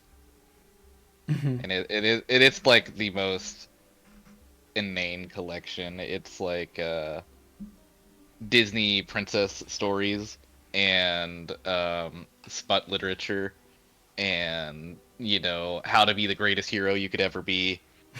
And there's like 10 or 12 of these, and she's just gonna pile them up on her arm. Keepsakes, for sure. I did write a few things, but yeah, you're welcome to describe your room if the art or description isn't exactly as you thought it would be. It looks pretty Spartan, even in a relatively regal home. So, Mm-hmm. yeah, go ahead. You obviously have like a small desk as you would for studying. You have many memories as you step into your room. Almost like, what did the past few days, weeks happen? The bed is made as you always make it. It is like crisp, military, like you say. And as you start pulling out these books, you will see that there is an odd slip of paper that falls out from like one of the books. You pick it up. It's almost like Open it.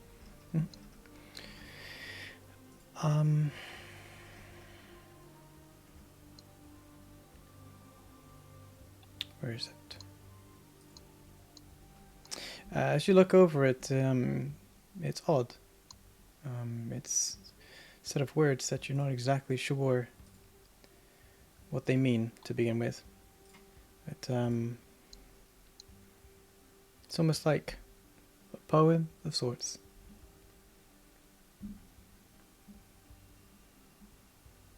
Dad, you weren't supposed to know about this one.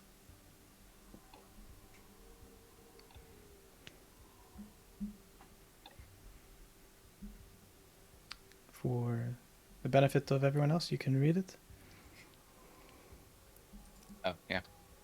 The sun sets over the ivory spire, but the lantern remains lit. A dove perches where the goblet rests, awaiting the whisper of the wheel. The storm breath carries the embers forward through the furnace, still smolders. Remember the old pass where the sand buries no footprints. The river runs dry, but the well remains. Seek not the gate, but the hidden door beyond the bridge, and speak the name of the builder.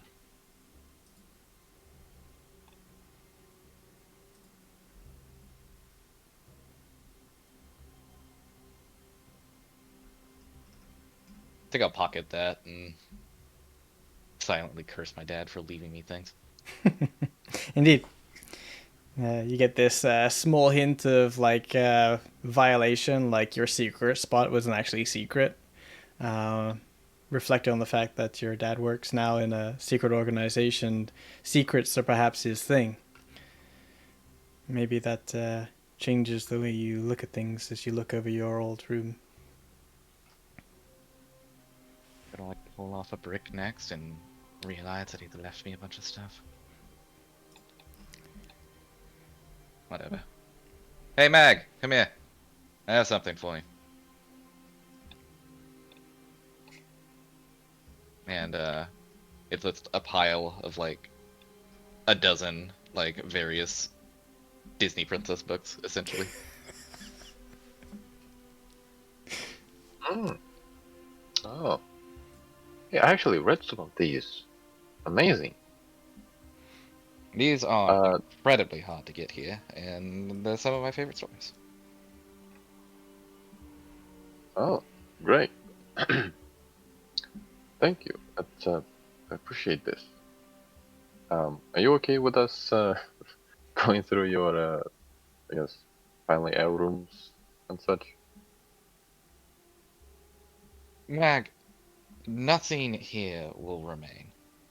I don't expect to ever come back to this place at this point. Like, it, there's a war outside. It's anarchy.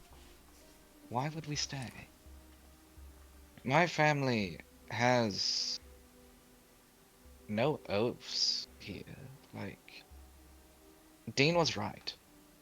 My oath to Gerst means nothing anymore. Some bold words. Yeah, and I hate that. Don't get me wrong. I damn near killed myself because of it. I saw. Um, I see what you're doing for all of us, and I greatly appreciate that, Aurora. Um, I understand that. Well, actually, I don't understand. That's the thing. You lost everything. You lost your status. You lost your household. You lost the knowledge of being, well, not knowing what your dad is up to. The fact that there's a rebellion going on in the war. It must have been a lot to process over these past couple of weeks. How are you holding up? And don't give me the bullshit that you give to Lokar and Carrick. Please. I know that you wanted to slit my throat several times now, and you haven't done it for so. So please, be honest with me. Alright. I think you're gonna see Aurora like unclip one of the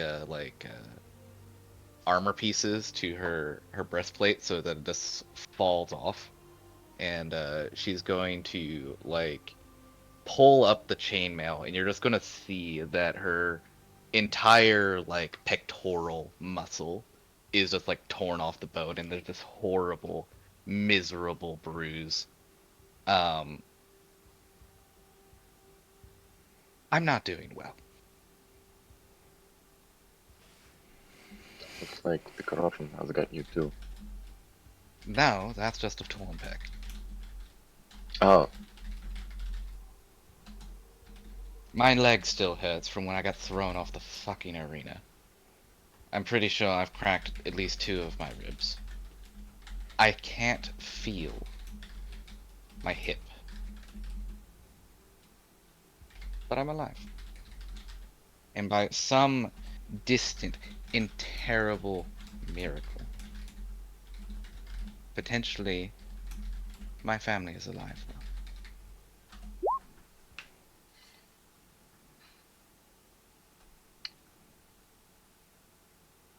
I see. I will endure for as long as I have to. And when it's time to rest, I will rest. Your God endures. He is made for that. You are his servant, and it is natural for us to have rest. Yes, in prayer, we give off. God. It's hard to keep a straight face knowing that. Hold on. We only use a fraction of that power. We can only hold so much. You hold a lot on your shoulders, not just the weight of your breastplate.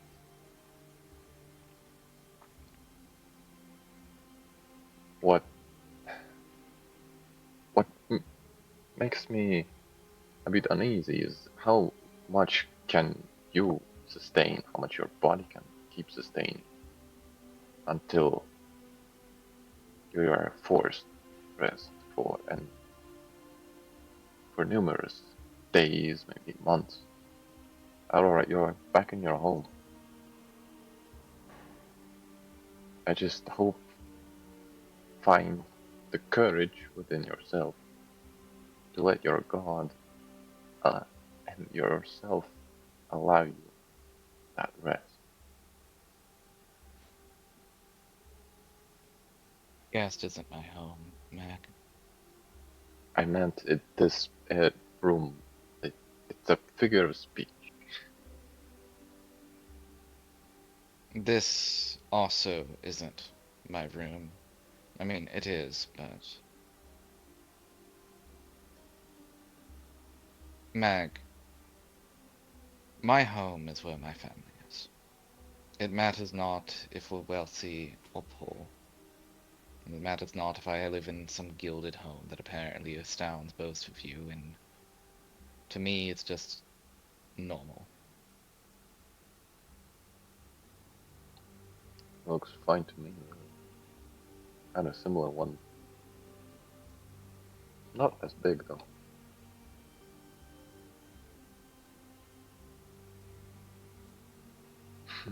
These past few weeks, I have been humbled in more ways than I can comprehend.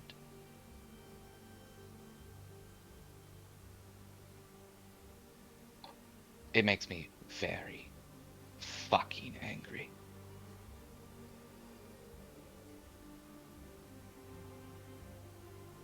The amount that I so desperately want to strangle Alabaster, Doreen, hell, even Tithian. It's quite high. I'm not entirely sure if I see Alabaster, if I won't put a mace in the back of his head, like he did to me.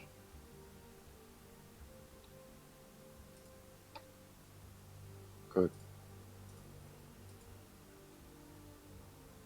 And you have my word. We'll find your family. I don't want to hurt people,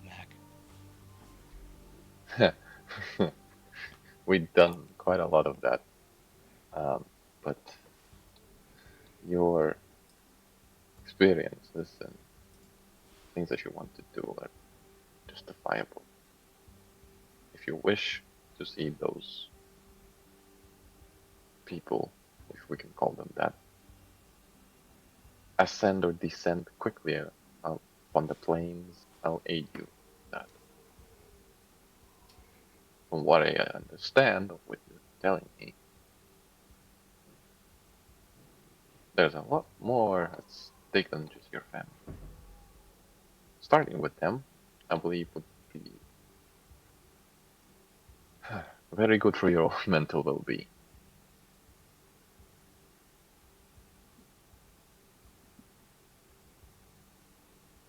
Yeah, smart Mag.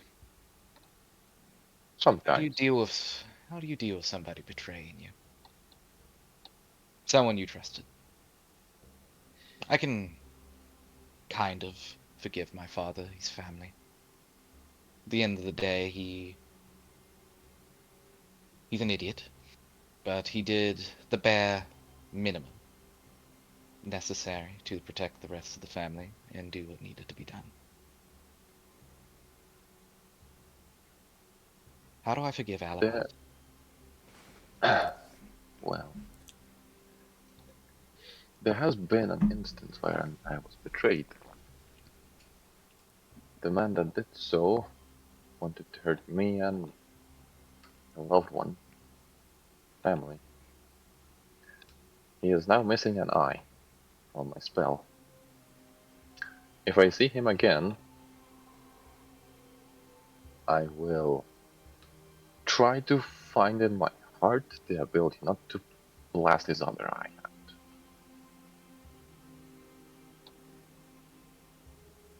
So that he could see the error of his ways. I like that idea. Punch him in the dick and tear out an eye. Maybe I can forgive him after that. Yeah. After all, we're still sparing him to live. And as there's always a dark side to the sun, I believe we could still be within the rights of our religion to make him live, but make the living terrible, if you understand.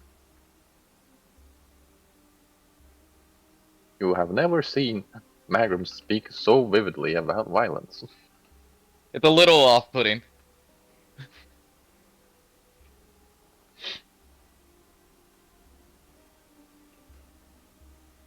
All right.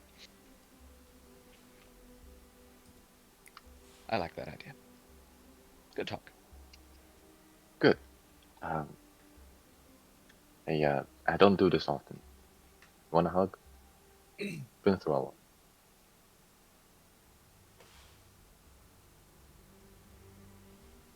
Why does it have to be you?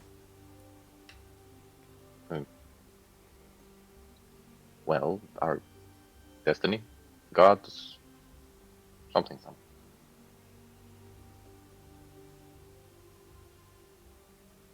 I don't think Aurora says yes or no. She just kind of like shakes her head, and then like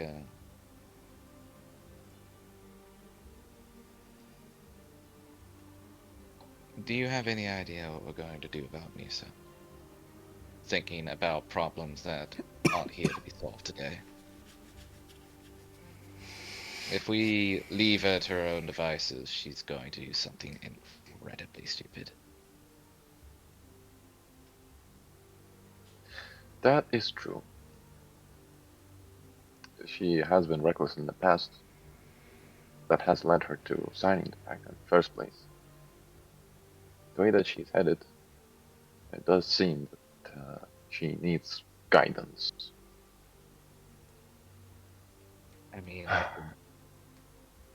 We can talk her ear off about morality and such, but she doesn't care about morality. She cares about Nisa and Hero. I understand.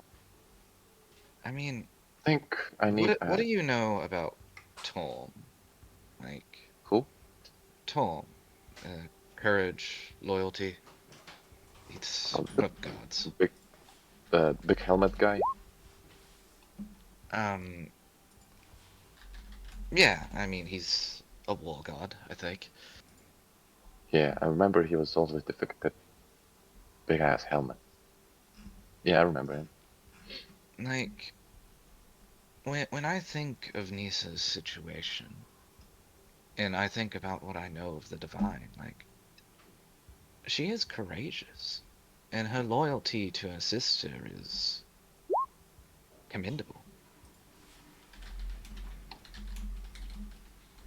Do you Mhm. think you would answer one of her prayers?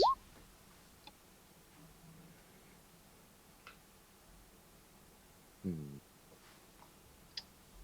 That. Oh well, for that to happen, Nisa needs to pray. Well, I mean, But one I mean, impossible thing at a time, right? But I understand. However, with Torm, she is courageous and she wants improvement. Lathander is also keen on improving oneself, as don't she's really know trying anything to about do. the Morning Lord.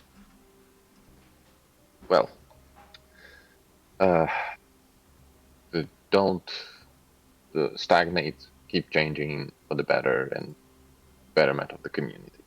Regardless, um, I have been asking my Deva, my communicator, I suppose, between the planes, see if he can find anything, and hopefully, if we're staying here for the night hour, we'll be communicating with him as well today. Wait, you can. I didn't realize you could just talk to your celestial friends like that. Well, usually I do it in my sleep, but right now I feel like proper meditations help. Um, he guides me, gives me hints and information. Right now, uh, there's quite an uproar, by the way, in the celestial realms. A lot of debates, bureaucracy, on what to do with a whole corrupted situation. I mean, Uh, could they are, I we? believe. Sorry, go on. No, I hate to ask a selfish request, but are they able to, like, take messages to the gods? Yeah, Deva are the messengers of the gods. Could your friend, like, ask Ilmata what the fuck he actually wants from me? Like, how I'm supposed to do this? Like, sure, the entire vision thing, I get the intent, but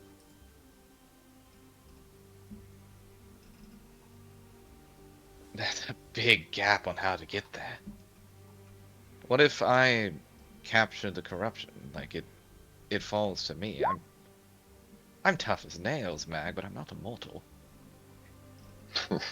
I know you are. Um, I thought you were already corrupt, no?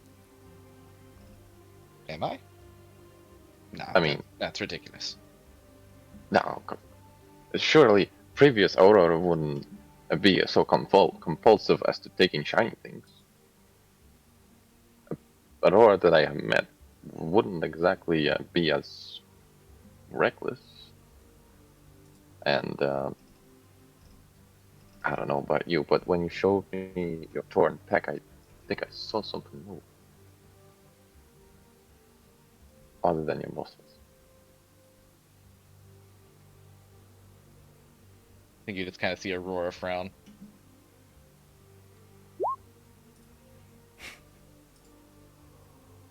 Alright.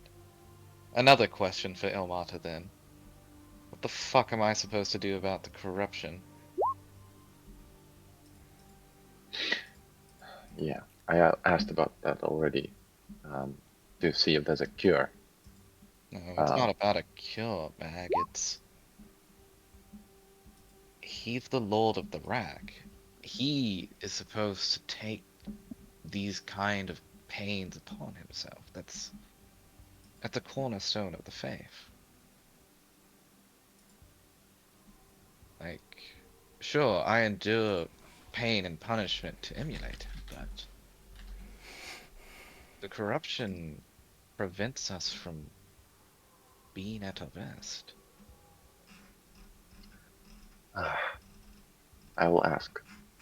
See what he can give me. What I really want. Magrim, just before you go there, it's like you are aware, due to your diva informing you that, there are different planes on the upper planes, just as much as there are on the lower planes. Your connection with your deva through Lathander exists on a different upper plane compared to Ilmata. At least you're aware of this. Yeah, and Devas cannot travel to other planes then? They can, or certain types of deva can certainly travel to different planes, but in doing so, like it's an endeavor, shall we say, to do so.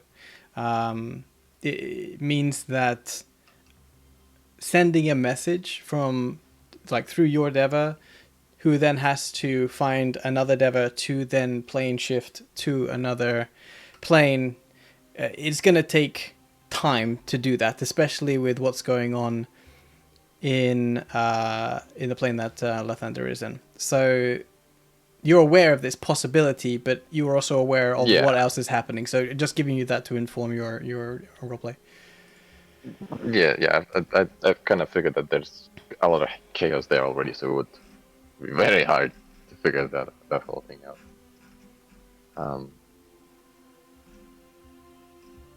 No, I lost my train of thought. I'm sorry. That's fine. Basically, what I wanted to see about the corruption and stuff, that maybe there's perhaps a spell formula or something that will help me at least suppress it for a time on some of you. Maybe, I don't know, make a radio star like those paladins, their auras, something similar to that, so that you don't feel, all of that. And speaking of the whole traversal to your god, at you know how the distributing a message, from one town to another takes a week. There it will take you longer. I'm not going to lie and say I understand anything about how Celestia functions, but if it's possible, I feel compelled to ask. I will serve, but I just... well, I need more guidance. I understand. I will ask and see what he can make up of. Thank you, Aurora. I appreciate it.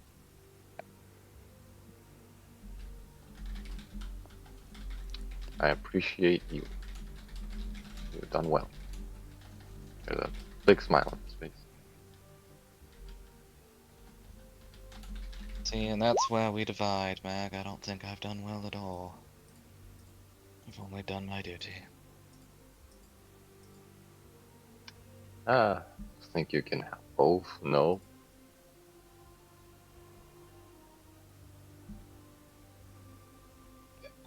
But I guess if I'm going to indulge myself a little bit and selfless, I might as well take that dress too. I like that dress. And you see Yeah. her like turn around and start digging through like a chest and pulls out a really nice like blue dress. Yeah. You will You would never pick- see me in this regularly.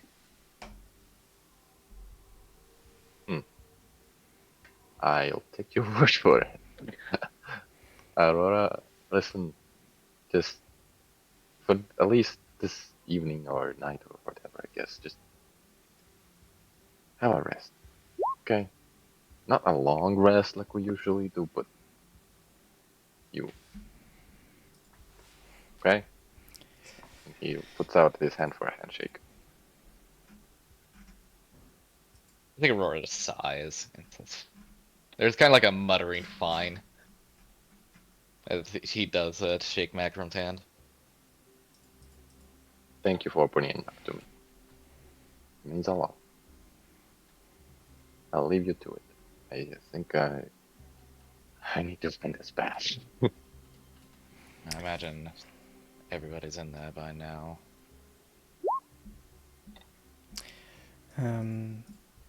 Meanwhile, so at the same time that Aurora and Magram are having this conversation, just put you back there since you can't be in two places at once. I noticed that Nissa and Lokar are in the bathroom, and Kark just joined recently. So what's going on in the bathroom, y'all? Well, I think Nisa definitely was there first. So I don't know what she's doing there, if she has any idea on what to do in this place. No. Since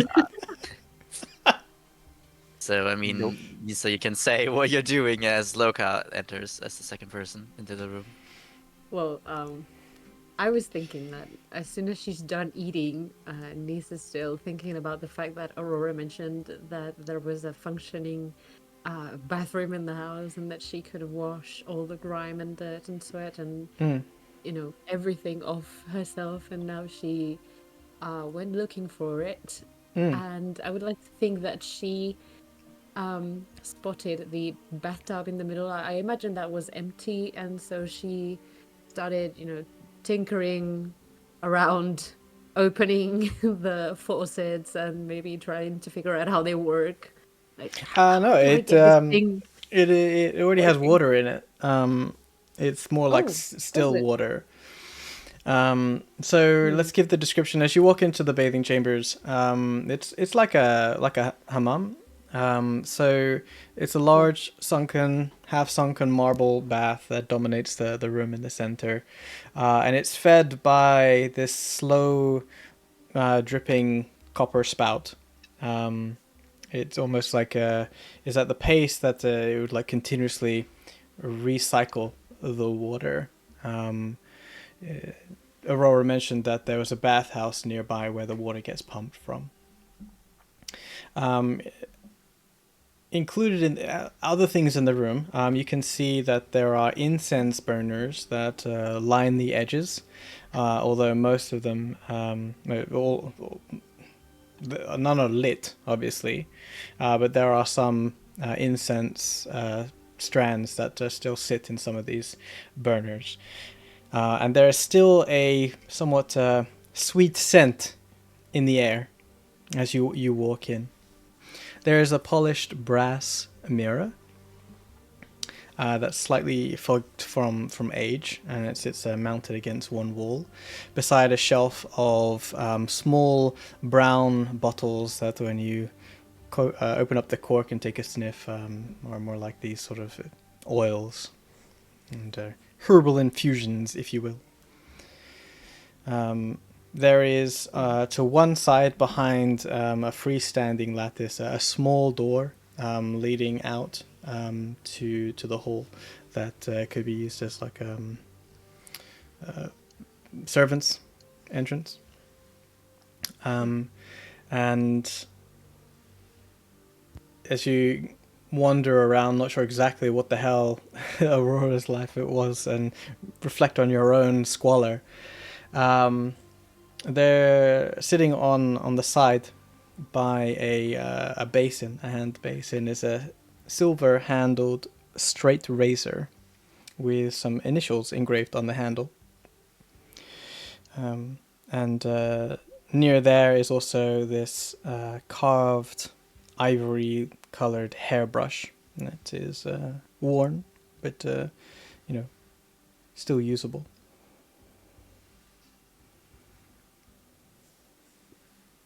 Okay. Well, in that case, Nisa, I think she would not come close to the mirror. She would probably be like, nope, nope. I'm not falling for that again. Mirrors Like, yeah. evil. They steal your soul. All mirror is evil. And yeah, I just think that if there's water, she's probably gonna at least come closer to it and cup some in her hands and maybe wash her face and start, yeah, with her face and with her arms, just watching as everything is, washed off in the water. It starts Lokar comes in as finally you changing color. begin removing some of the grime. And Sisu seems a little bit surprised. Oh. Not who I thought I would see here. Do you have What did you think? trouble? I guess. Not important. You have trouble using the bathroom? Well, I thought I would have to figure out the workings of the bathtub, but it turns out I didn't have to. So I That's just still helped myself, I guess. that's nice. Still a few things you can do, I think. He surrounds. He's probably gonna like put on some of the incense candles. Just incense, Aye. like sticks. Oh, sticks. Yes, incense sticks. Sorry. And he's going to see. It's not like he has been. He probably has been like twice in like a bathhouse. But he probably still has learned a little bit, so he'll just Set the mood. make yeah, make it a bit nicer. Uh-huh. Oh,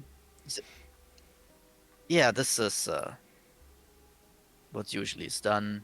You know, you want to relax, so smell is usually there for relaxing. I assume you've never been to a bathhouse or bathroom, I guess. you would assume correctly. Yeah. It's a nice place, but sometimes it's a bit much. Is it true that everybody's naked in there? Well, yes, of Oh, course. I mean, usually they wash your clothes separate. Doesn't feel great to have wet clothes. yeah, I would think that, going in Yeah. dirty Carrying and wet- then going out in the same dirty clothes, it's not. Yeah. Yeah. And just the feeling of having dirty clothes, like wet clothes on you is uncomfortable usually for most people. Well, that's why usually. And he like starts to undress to get into the bathtub. Oh, So- okay. Oh. She turns around. Faces What? the wall. You could give me a heads up. God damn it. Well, I just told you everyone's naked in that bathtub. I thought you would have said that. Garth But comes I- waddling in with a bottle and a handful of glasses and is like, hey, I found some wine. Whoa, Hey, you're naked.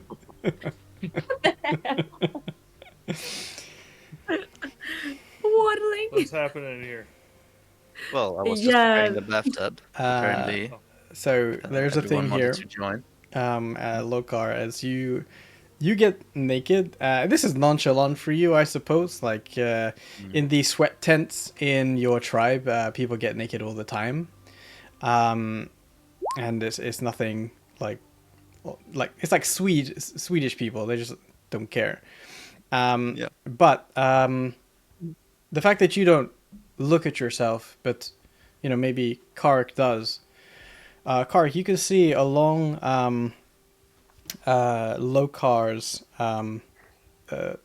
girthy thigh, like on the back of it, there is a discoloration, like a graying of his sandstone, like a skin that goes from like his left glute all the way almost down to his back of his knee.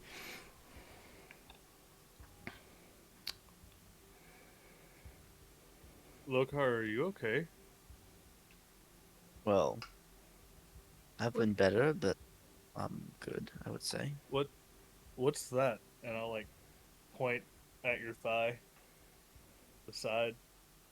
What are you talking about, guys? You're looking I through your feel fingers, weird. aren't you? What's going on? has her hands on her eyes. I can't see. I guess Luca's gotta check. Is it possible for me to see? You can I assume twist so. yourself and look that Yeah, way for I sure. It's think a bit of an I will- awkward angle, yeah. Yeah. Okay. Oh my I'm gonna god. turn. I'm gonna turn around. I mean, you don't have to, Nissa, but if it makes you feel better. I'm gonna set Um, the you know drinks what? down I'm- and go over and try to get a closer look also to help Lokar. Get it? Sure. I'm just really curious. So I'll just silently follow Carrick. I You just see mean- like the pull of the hands between the eyes so you can see through the fingers. Bend over and cough. I assume. I mean, he's gonna look at it. Yeah.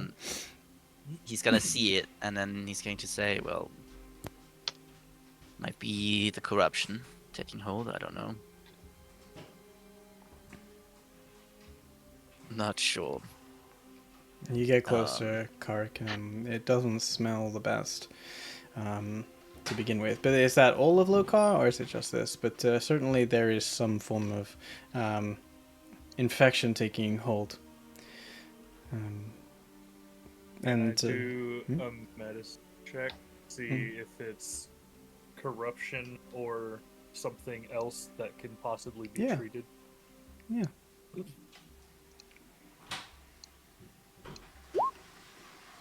You're pretty sure after seeing this is that this is a similar sort of infection of corruption. It's just on Lokar's gravelly exterior. This looks more like it's presenting like a bruise. Is like, it's blood under the skin. This is like some sort of corruption. Like it hasn't broken through his skin like it has through Nissa's, because he's a more, rigid, like skin texture. But you can certainly see that there's something taking hold from within.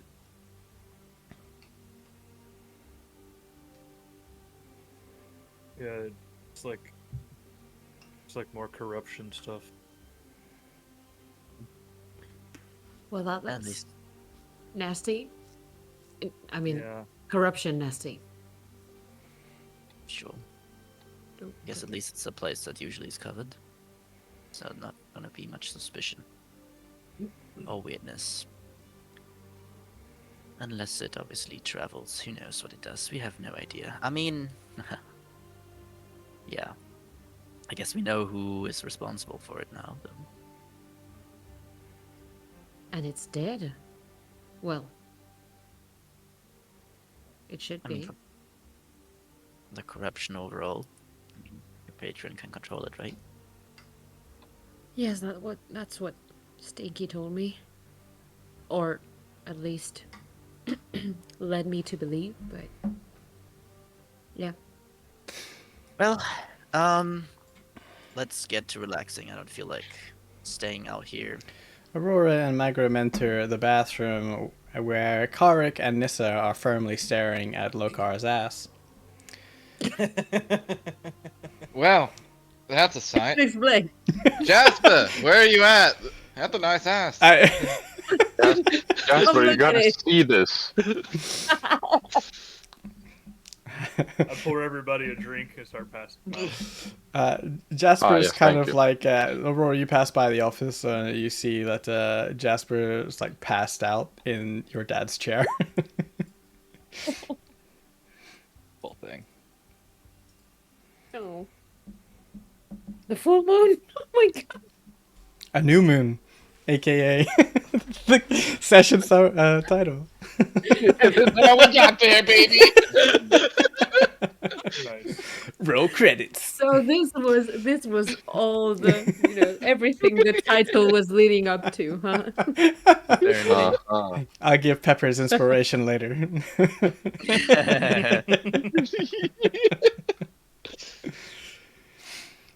All right.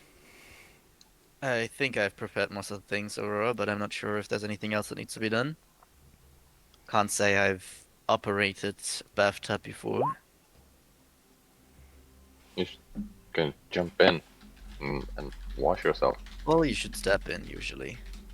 Well, try not to get water on the floor. That's a waste, but yeah. Do we all fit in there at the same time? I mean, it's big enough. I didn't expect everybody to want to take a bath at the same time, but sure, why not? Well, There's I wine. can't swim, so I think I'll stay out here.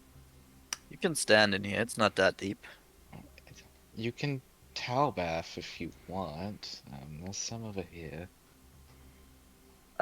Aurora, I feel like we're gonna spill water no matter what we do. With all of our mass, entering the water, it'll make the water expand and such, Well, it's just, it takes a while to refill, that's all. Oh well. Magron will lose his clothing and jump into the pool. Naked? Cannon! Yeah. Cannonball. But as naked. Okay, Cannonball! sure. Like a kid, you plunge into the plunge pool. You do display some water, but it's okay. Yeah, Loka will make sure that, since these probably is not that deep. It's not deep. And he You doesn't get hurt himself. There's like Yeah. a step to, Like- to sit in, like so. I don't know if you've been in a hot tub situation, but it's in a mom tub, so it's quite large. It's enough for about 8 people, generally speaking, and it doesn't matter if the water gets on the floor in a hammam. That's fine. It just adds to the experience. It's usually a wet room anyway, because of all the steam. Yeah. The water I'll, like- is warm, almost hot. If you don't mind, Carrick, I'll just take a sip of that wine now. And she grabs a glass and pours herself one. And you? Aurora, would you Shut- like some wine? Shy? Misa? What? Okay, hear me out. After everything we've been through, I need a bit of alcohol before I take off any clothing items. Would you like some or not? Sure, but I'll help you with the clothes. Okay. Magron will use his mage hand to levitate a wine glass to him. Sure. Nice. Class. Can I change the music to spa music? One You second. should. Spa music. We needed spa day. But Yes. yeah, Bring out the cucumbers. the facial. There you go. That's cool.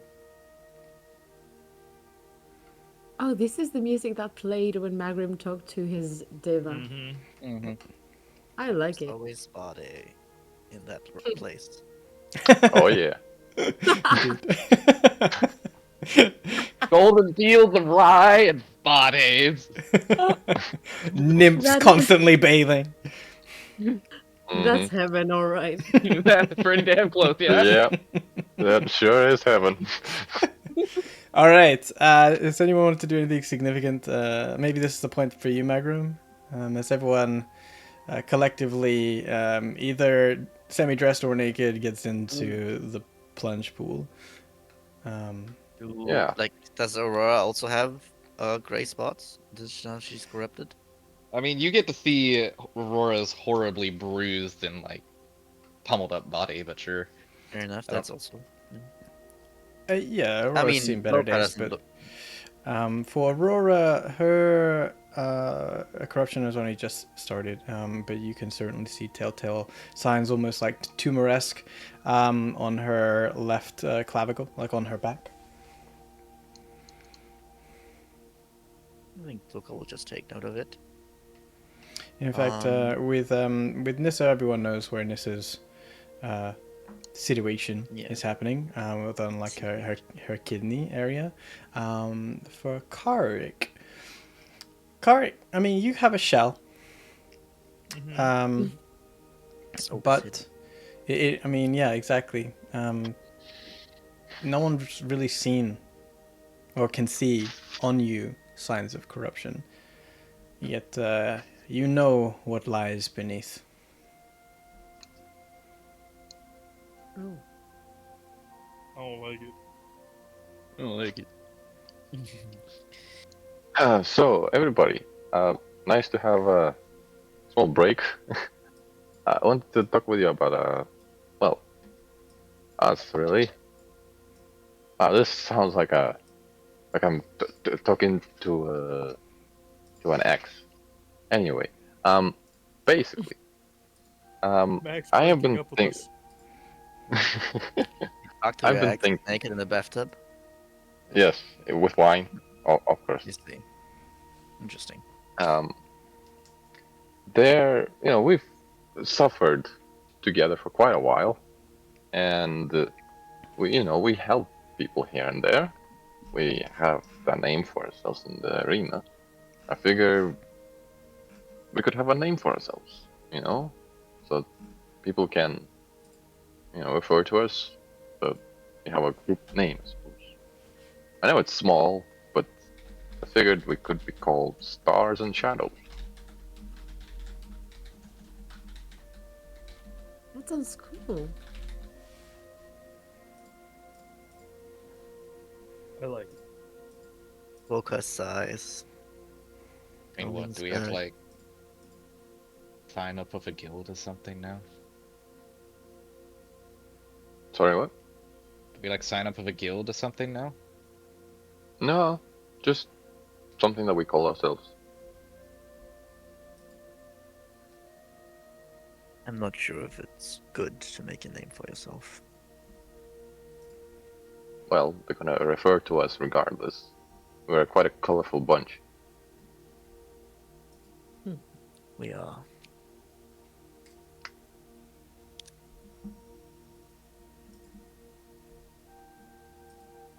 What So, were what do you? gonna say? Lokar, sorry. Hmm? What were you gonna say? Because I thought you were gonna say something, but you It's decide. I don't know. I don't like the idea of being. I don't know what I will. Seem like struggle with words, which he usually doesn't as much. I am uncomfortable, but that doesn't mean that it's a bad idea. I can see why you choose the name, Mag. Good name. Thanks. I guess that's all that I can articulate right now.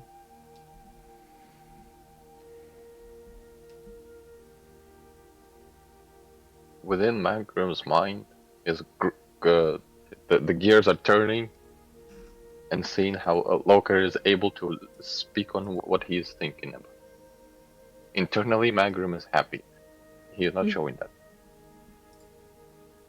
He will say, "Well, let's toast to this then, to our collective stars and our collective shadows. For each one of us has deep-rooted hatred, flaws, and our dark sides.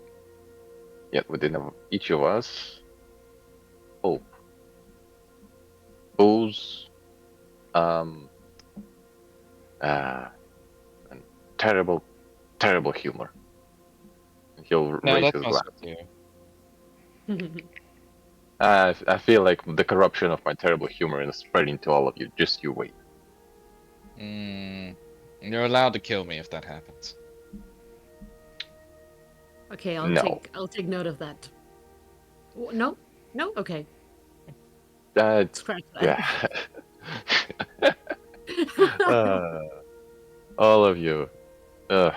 These past couple of weeks made me realize that all the previous friends I had, they're nothing compared to you.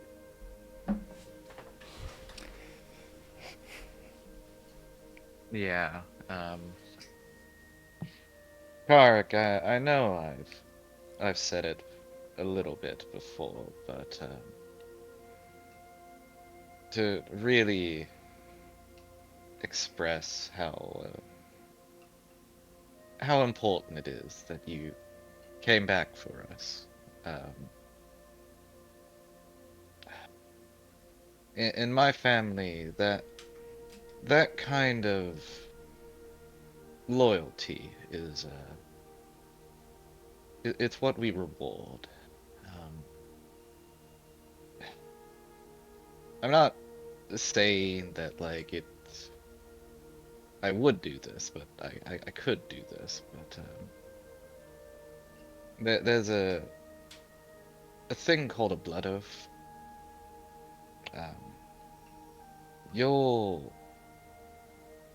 genuine goodness, your moral compass is something that my family would aspire to, and I would aspire to.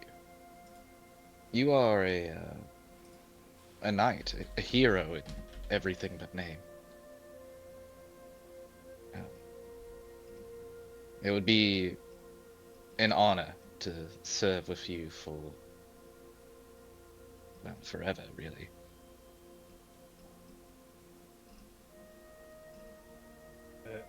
I was just trying to help my friends. But thank you.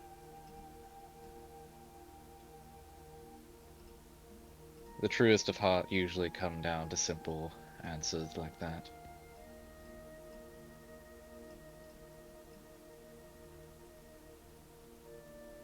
Yeah, I'll toast to that. We wouldn't be out of the sleep pens, I don't think, if it weren't for you. Thank you, Carrick. No, you guys would have figured it out. Well, maybe. Or maybe not. You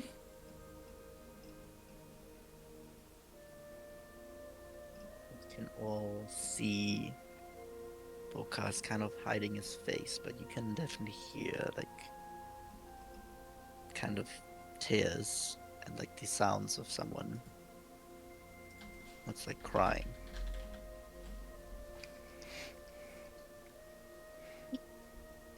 But Sorry, he's trying actually. his hardest, his damn hardest, to be as silent as possible. It's not disturb any of you guys. I think Aurora wouldn't say anything, would definitely put like a hand on his arm and just give him like a gentle pat. Just completely not acknowledging it other than that.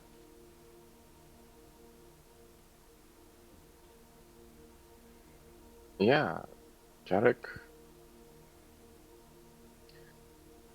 Well, we might have figured it out. We had Grange after, but without you, Over to that man. it would have taken us a much of a considerable effort and loss. Thank you. There's also an invisible mage hand patting Lokar. I think he just will go full on the water. The brave Lokar hides from emotion. Well, he's scared on what they can do to him Okay. and to others. You collectively, for the first time,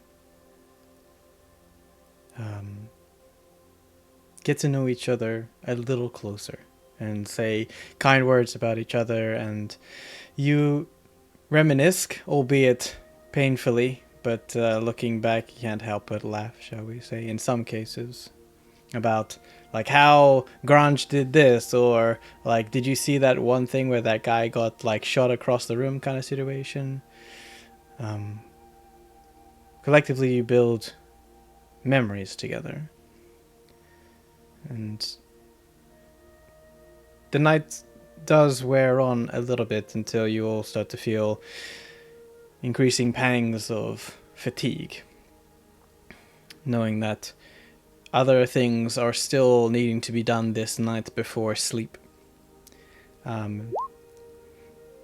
You drink wine and toast to the fallen before getting out and search for places to rest and perform some activities that I'm sure some of you would do almost as a ritual. I know Aurora wants to do something. I know Magrim wants to do something. Does anyone else want to do something before the night ends? Are there any balconies where I can see outside? Balconies? Yes. There, Or somewhere where I can see the open sky.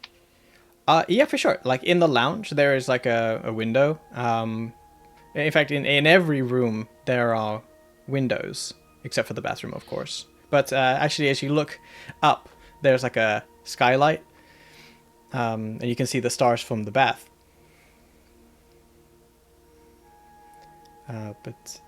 Yeah, anywhere really, any room would have a window Well, if enough I can to see them, if I can see the stars from in the bathtub, then I'm just sit there and like I'm listening and participating in the conversation for a little while, but then once I notice, I just kind of zone out, staring at the skylight and the stars. I haven't seen stars in days. For sure, for sure. And your eyes almost like widen as you take note of them, like, and they almost start become this like glossy sort of texture, and they reflect the stars off of your black glossy eyes. Subconsciously checking, making sure that they're in the places they're supposed to be. It's hard for you to tell, given the nature of the skylight, but stars seem comforting and familiar. They have moved. Well, the planet has moved. And a constellation that you last saw the stars is not exactly in the place where you remember it to be. You recognize and take stock of the fact that time has passed without seeing the stars, and perhaps for the first time in your life, you spent several days outside of their gaze. And just like Aurora coming home, so do you feel.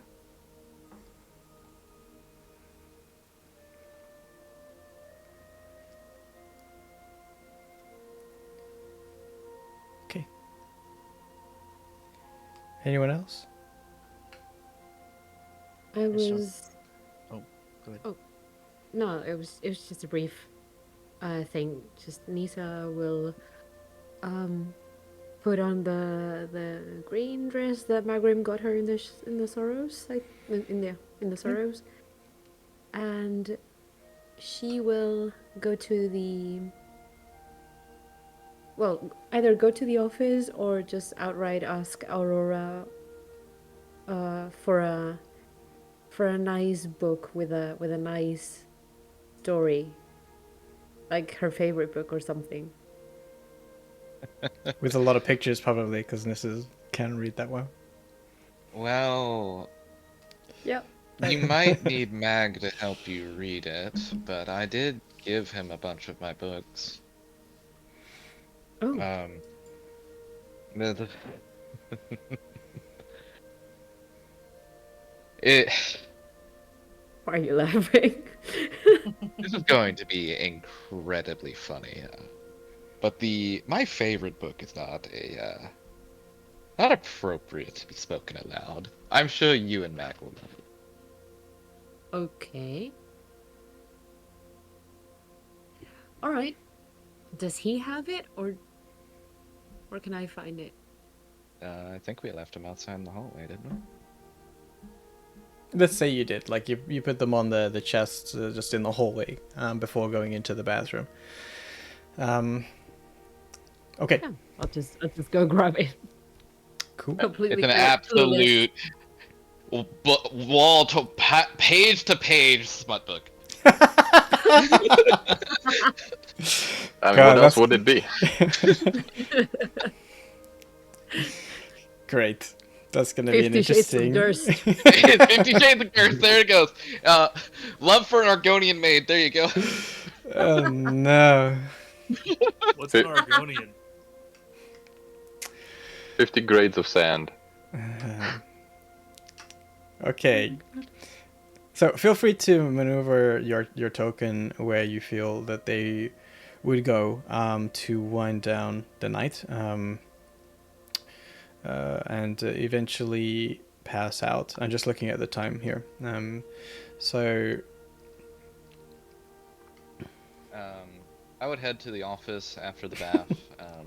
Mhm. Give Jasper a blanket and wherever it's a one Uh, night, but yeah. whatever, pillow, blanket, whatever. For sure. You can see he's kind of like drooling on the desk as he's like sort of hunched over. He had a piece of paper in his hand as he was like looking at it, and it's kind of smeared with food stains. And it's that half-written missive that your dad was writing before needing to leave it. And then like there's supposed to be a box of money in here that my dad told me about. Right.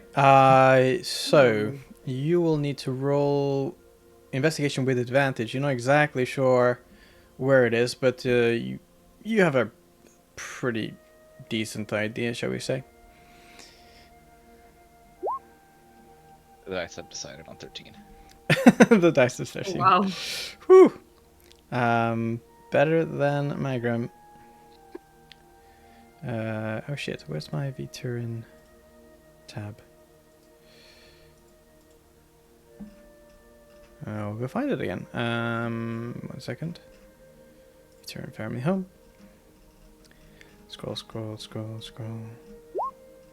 Actually, I could give myself proficiency in that before I do it, so add +3. You haven't used your I have not used my channel divinity today. yeah, +3, +16. Oh, interesting. If you would have done that. Okay. Right. So you find as you pull open the bottom drawer, you see that same dark liquid within a glass bottle sitting in the bottom drawer of the desk.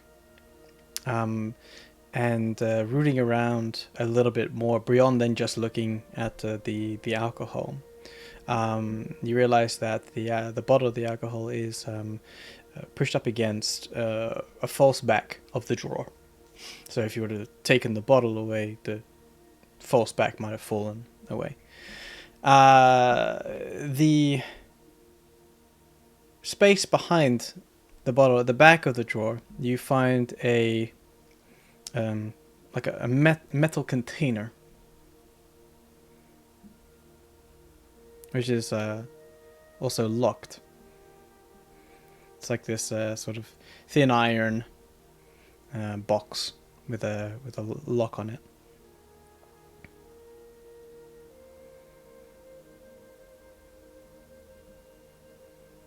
I'm assuming there's not like an easily noticeable key around. Unfortunately. Check the flower pots.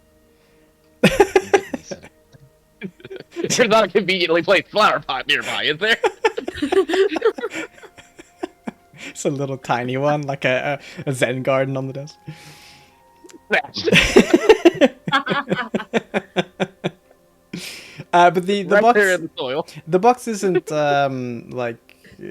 too thick, you know. Like it's possible potentially to break, but you could also try and pick the lock if you wish to. Yeah, we can. I have these tools. We can try. Okay. Right.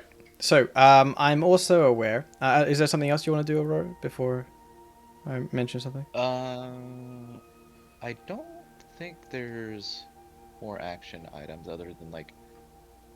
I need to identify the two. That's what I was magic going to items. remind you that Yeah. you would do. Okay. So in the last wee hours of the night, you return to your room and you collect the sword and the circlet that you relinquished from the Halls of Crypts. And spending your ritual time casting, with the slow blink, you know, trying to understand, and with the alcohol and the tiredness and you know, the bruises and stuff, they start to catch up to you. But you have 20 minutes in you, and you will find 2 items within D&D Beyond. One is called Last Oath, and the other one is called the circlet of the Spell Sword Apprentice.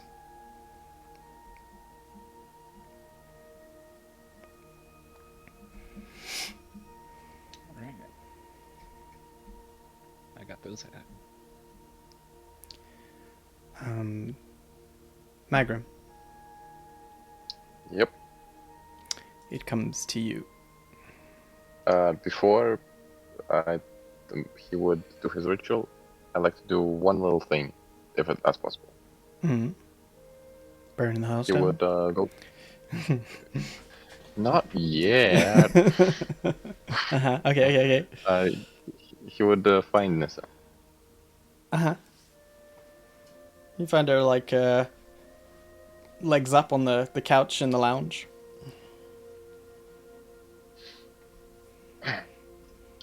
Oh, hi.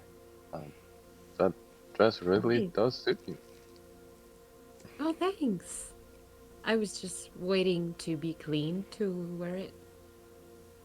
I understand. Well, hold on. Are you... No, wait. You really picked that one. What do you mean? And he gestures Aurora to the book. said it was her favorite. Ah, well, I know the author, and I have read that one, but really interesting. I mean, it's pretty interesting so far. Oh, I am sure of it. I like the way it starts. The middle is a bit iffy. I'm not gonna lie, but it has a nice ending. Still, Anyway, I'm ashamed to admit this, but I'm a bit of a slow reader, so yeah, I'll tell you when I get there. hey, that's fine. I'm sure number 5 will help you out, right? And the little cat flaps its wings as it flies over to her lap. Aww. Anyway, just wanted to check in on you and see how you're doing.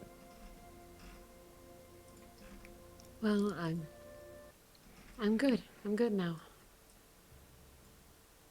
I am so glad that we got this time to rest, even if it's brief, even if we have to take off tomorrow. I'm glad that we all made it out of Undergirst alive, because that thing was nasty. It was. I'm glad you're alive and safe. Me too. I'm glad that you're here. Magra will sit by her so that they're on the same eye level.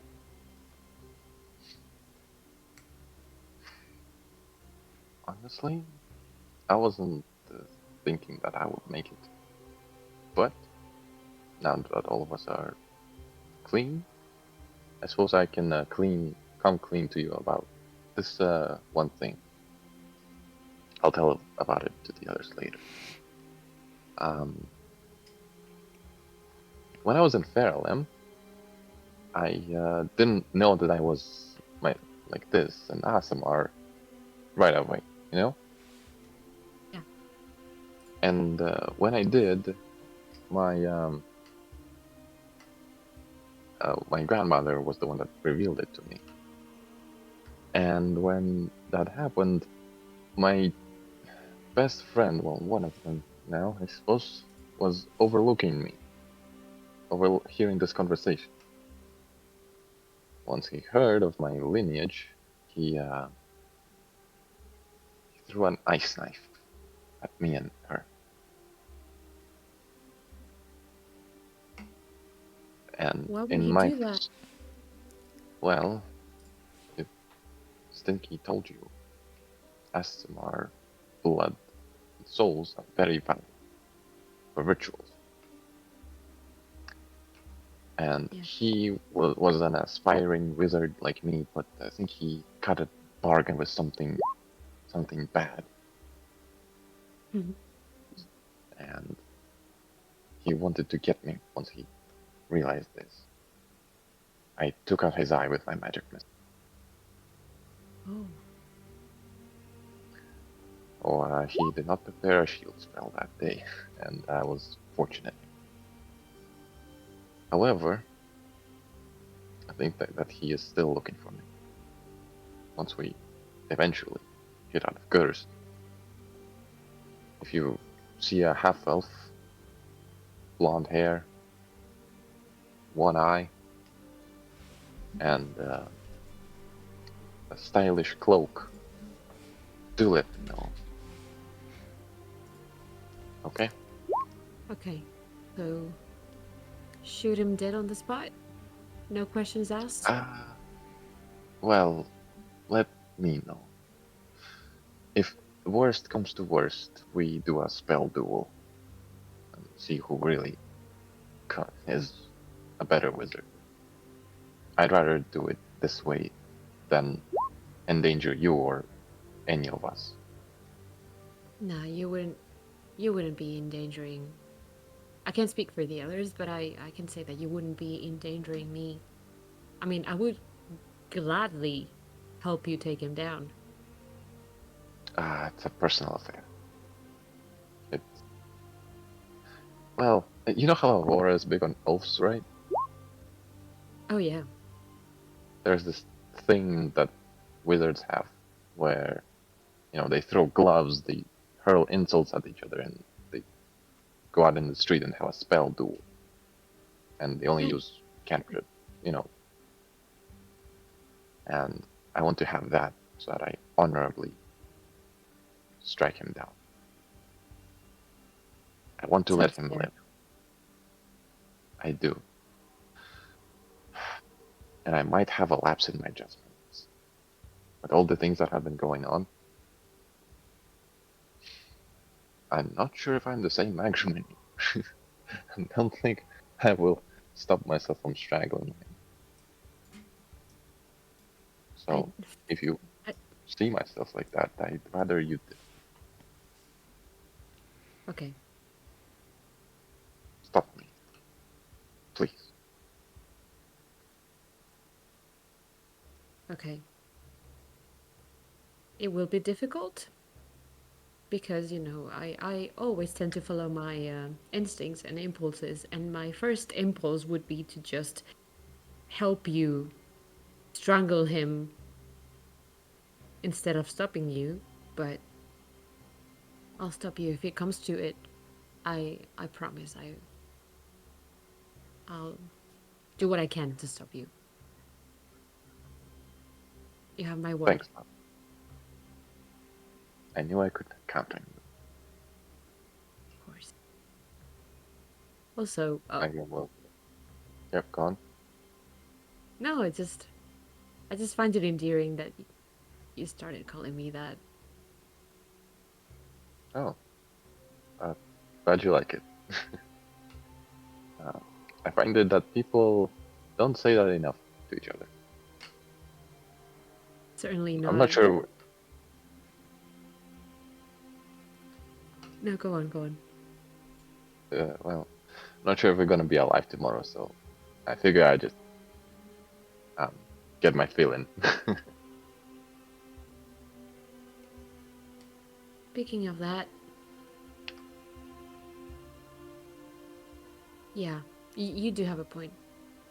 We don't really know if we're gonna be alive tomorrow, so might as well. And she leans in and she is gonna kiss Magrim. I wanted to do that first, by the way, but yeah, he does that too. Well, You um, interrupted me, but yes, that he will lean in for it, 100%. Yay! Mid-air collision. Yes, you bump faces. Yes, ow. We will leave. Okay, well, that happens, and we'll say it's like, you know, a cute but not pornographic scene. As Yep. the night is drawing lengthy.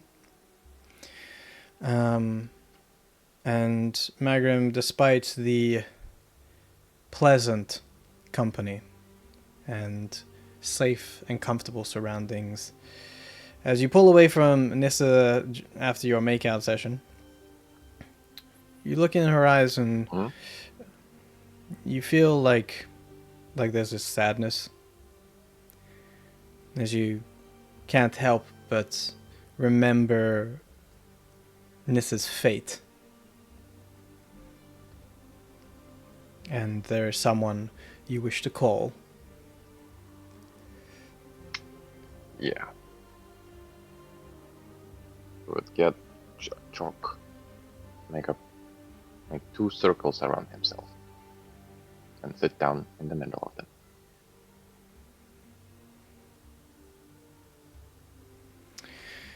It's not long before your halo becomes visible, ever so softly. And this is up to you if you wish to watch Magrim do this, or if your eyes grow heavy and you pass out. But we will take. I think she would she would be watching it because she's too curious. Okay. As Magrim is sitting in the ground, correct me if I'm wrong here, but just doing out of brevity, you sit peacefully for a while, let's say 10 to 15 minutes, to get into that swing of things. And as you begin to connect, a very faint halo starts to present itself over your head, as well as your markings on your skin become slightly more visible. Yes.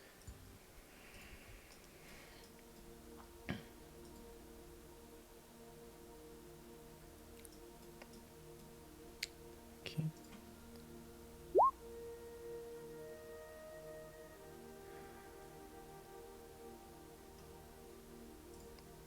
The world shifts as Magrim slips into his trance, and his consciousness is drawn beyond his mortal coil, and beyond the limits of his waking thought. When his mind settles, you will stand within that vast field of golden wheat once more, stretching endlessly in all directions. The stalks sway, though there is no wind. The sky above is not blue, but a soft tapestry of pastel hues, shifting between dawn and dusk, threading with rolling clouds of luminous silver. There's no sun, yet everything is bathed in this warm, ethereal light, as if existence itself breathes with a quiet radiance. And as you are so used to Magrim, a presence forms before you.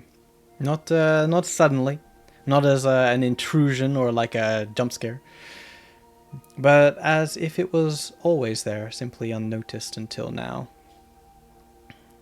and Mikhail stands tall, their form in that radiant light, and their wings furled up behind them, unfurling slowly and in measured movements. And then they look upon you with recognition and a soft, gentle smile crests their face. Mikhail speaks first. Mortal hands weave desperate bargains, but infernal hands never let go, do they, Magrum? No. Their hands are like chains.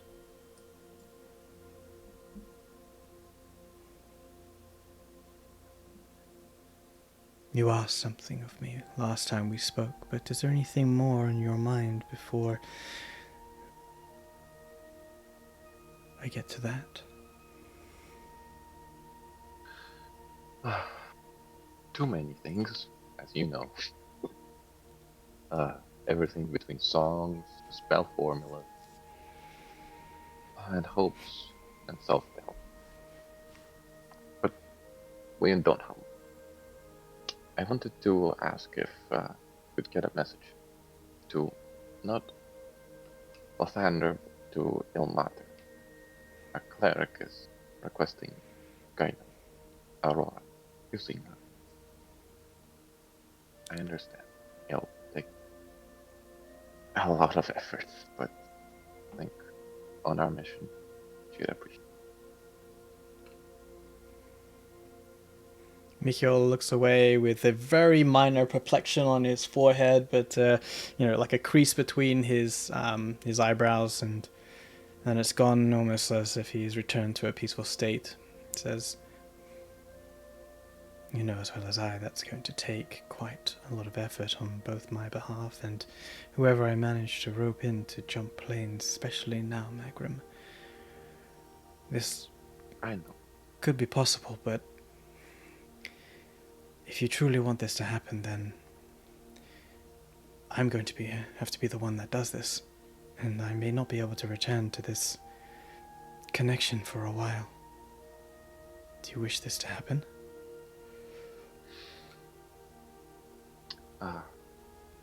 Wait a week and then do it. I missed it.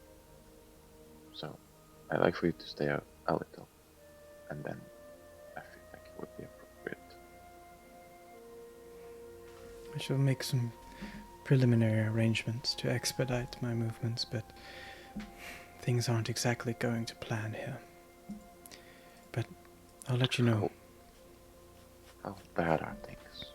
I remember you told me about 2 factions. I don't know much about them. What's going on? The Shannali are up in arms with those that reside in Elysium and Celestia. They are claiming that an armistice has been broken and that action must be taken. Yet it is this continuous circle of debate and argument that ties their hands from actually acting. I don't know specifics, but they haven't come out for what you would consider weeks. They've been in there arguing about what to do. Getting anything out of that, I would like to say conversation, but frankly it's an argument of the gods. No one can make up their mind in the same room. So gaining any sort of insight from them is becoming troublesome. Nevertheless, I will provide you with what I do know. Okay. There is a wound, shall we say, a wound through the astral sea, caused by unknown at this point, yet it is split through the elemental chaos, which we thought was impossible.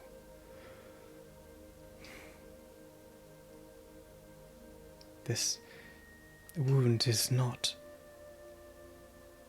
something that we wish to let fester, but no one can really decide on what to do. I mean, everyone has their own ideas, there's no consensus. I'll find out more for you. Maybe I might have something before I go on this plane hopping excursion that you wish. But to other matters. Yes. You wish... I just wanted to say that the wound, if you need proof, look in the capital of the other side of the continent. I have reason to believe that there's a portal that demons have somehow are able to make here. Permanent one that spews corruption. And the seal that guards this plane, the influence of celestials and demons, has been broken. Once we have it, I'm sure you can use that as solid evidence to have them descend.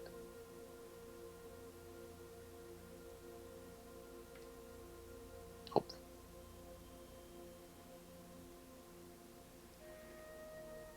I will take that information and relay it to those that need to hear it. That is gravely concerning.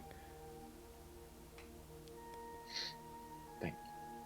But at the main point, I want to talk about what the curse afflicting my friends and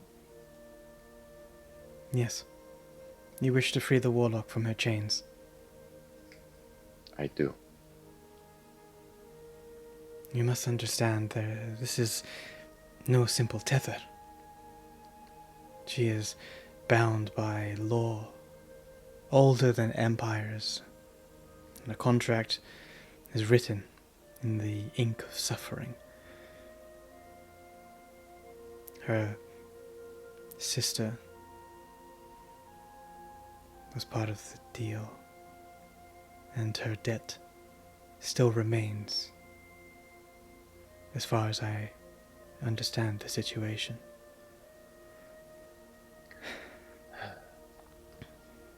I'm not sure what she's seeing of her sister is even real. From what I understand, her sister was a good person. How would she be dragged into the hells? Magrim, what I'm going to say now is going to be a lot of information, so be a good chap and try and take it all in. I have done my research. I have searched personally. I have listened. And if she does not deliver what was promised, then the hells will take what is owed. And they may not even stop with just her soul. See, I have heard the whispers of the contract as it lingers in the vaults of Dis, nestled among thousands, millions of others. And there is no mercy in its wording, no flaw in its intent, but Magrim, devils are not infallible. Their laws bind them as much as they bind the mortals they entrap. And if you are clever, if we are precise, we may tear that contract apart from within. Mikhail tilts their head slightly in their eyes narrowing as if they see something beyond the veil of time itself, and their wings twitch, shifting in and out of perception. But as they do that, you notice like something ever so briefly on their wings that is immediately pushed away out of eyesight. And he continues. There are paths. None of them are safe. None of them are kind, and I beg you to listen to them. There are 5.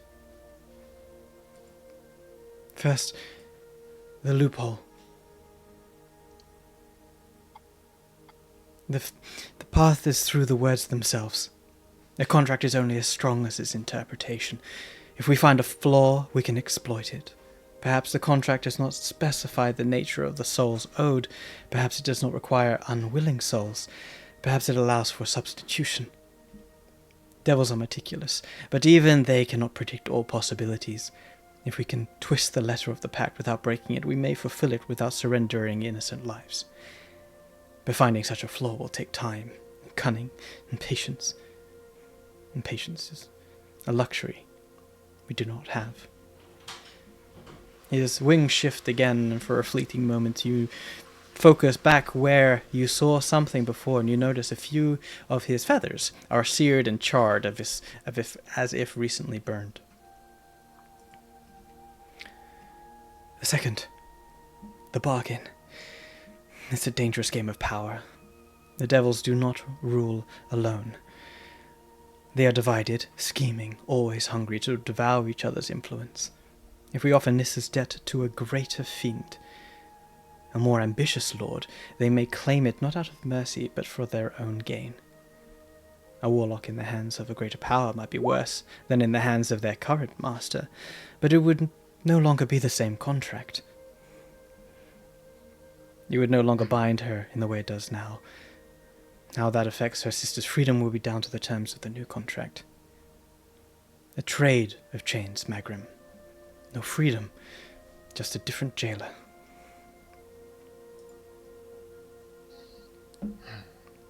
The third is the vault. It's a path of fire. Nissa's contract does not exist solely in her memory. It is kept, guarded, written in the annals of hell, sealed by an infernal clerk whose only purpose is to maintain these bonds. If you find it, if you can reach it, we can burn it from existence, tear it from the records, and the law unbinds her. But to enter such a place, to set foot in the infernal vaults, is to march into the den of vipers and steal from the masters of deception. No mortal has ever done it, as far as I'm led to believe, and lived to tell the tale of it.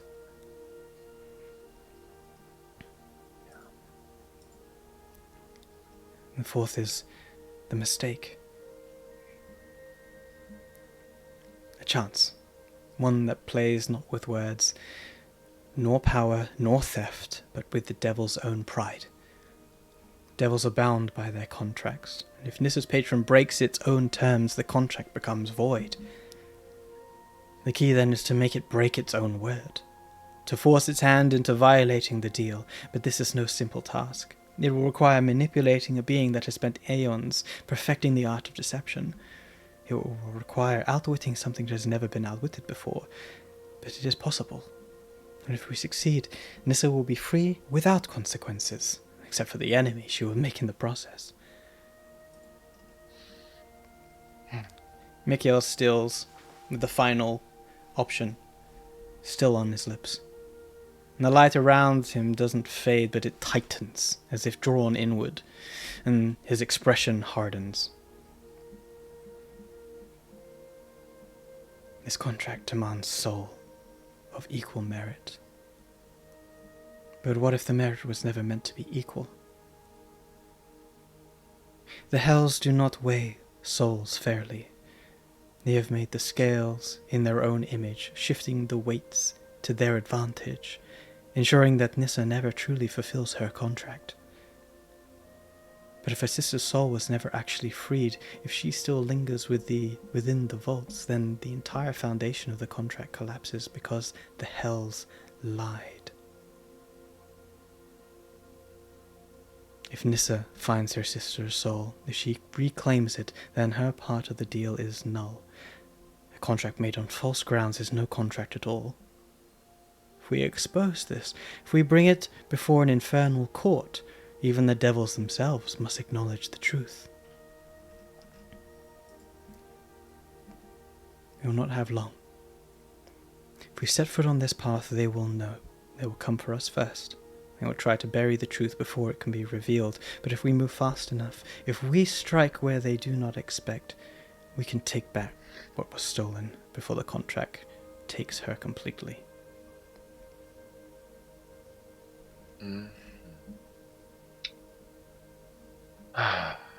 Okay. I think I got it. Most of it. You can see in Mikio that there is something more that he wishes to say, but he looks at you with a very sad expression.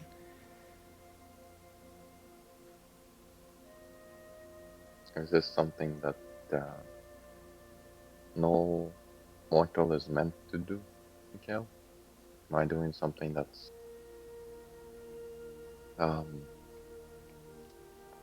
wrong to Lathander? No, I wouldn't think so. You are looking out for another mortal. You're being altruistic, noble, and sacrificial. If I was Lathander, I'd be very proud. But I can't lie to you, Magram. There is one other option. Your soul. Now, I would not want this to happen. I would not wish to lose you, Magram. But you ask for what the options are, and this is one option that I hate to offer you. A celestial soul is worth its weight in thousands. And if you wish to give up your soul to free Nissa, I can't think of any devil that would decline such a bargain.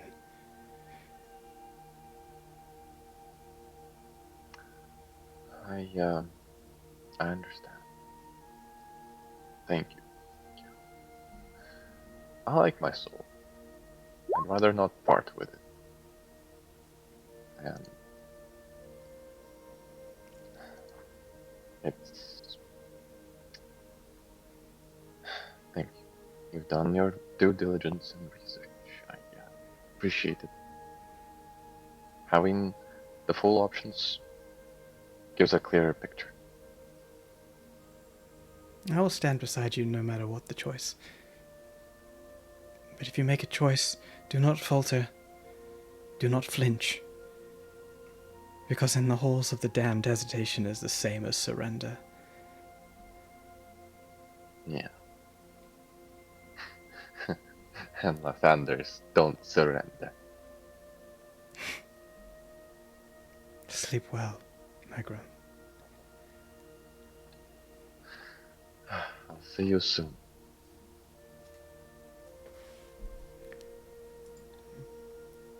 As you come out of your trance and your halo dims to transparency, you see Nissa curled up on the couch, fast asleep whilst holding number 5. We will end the session there.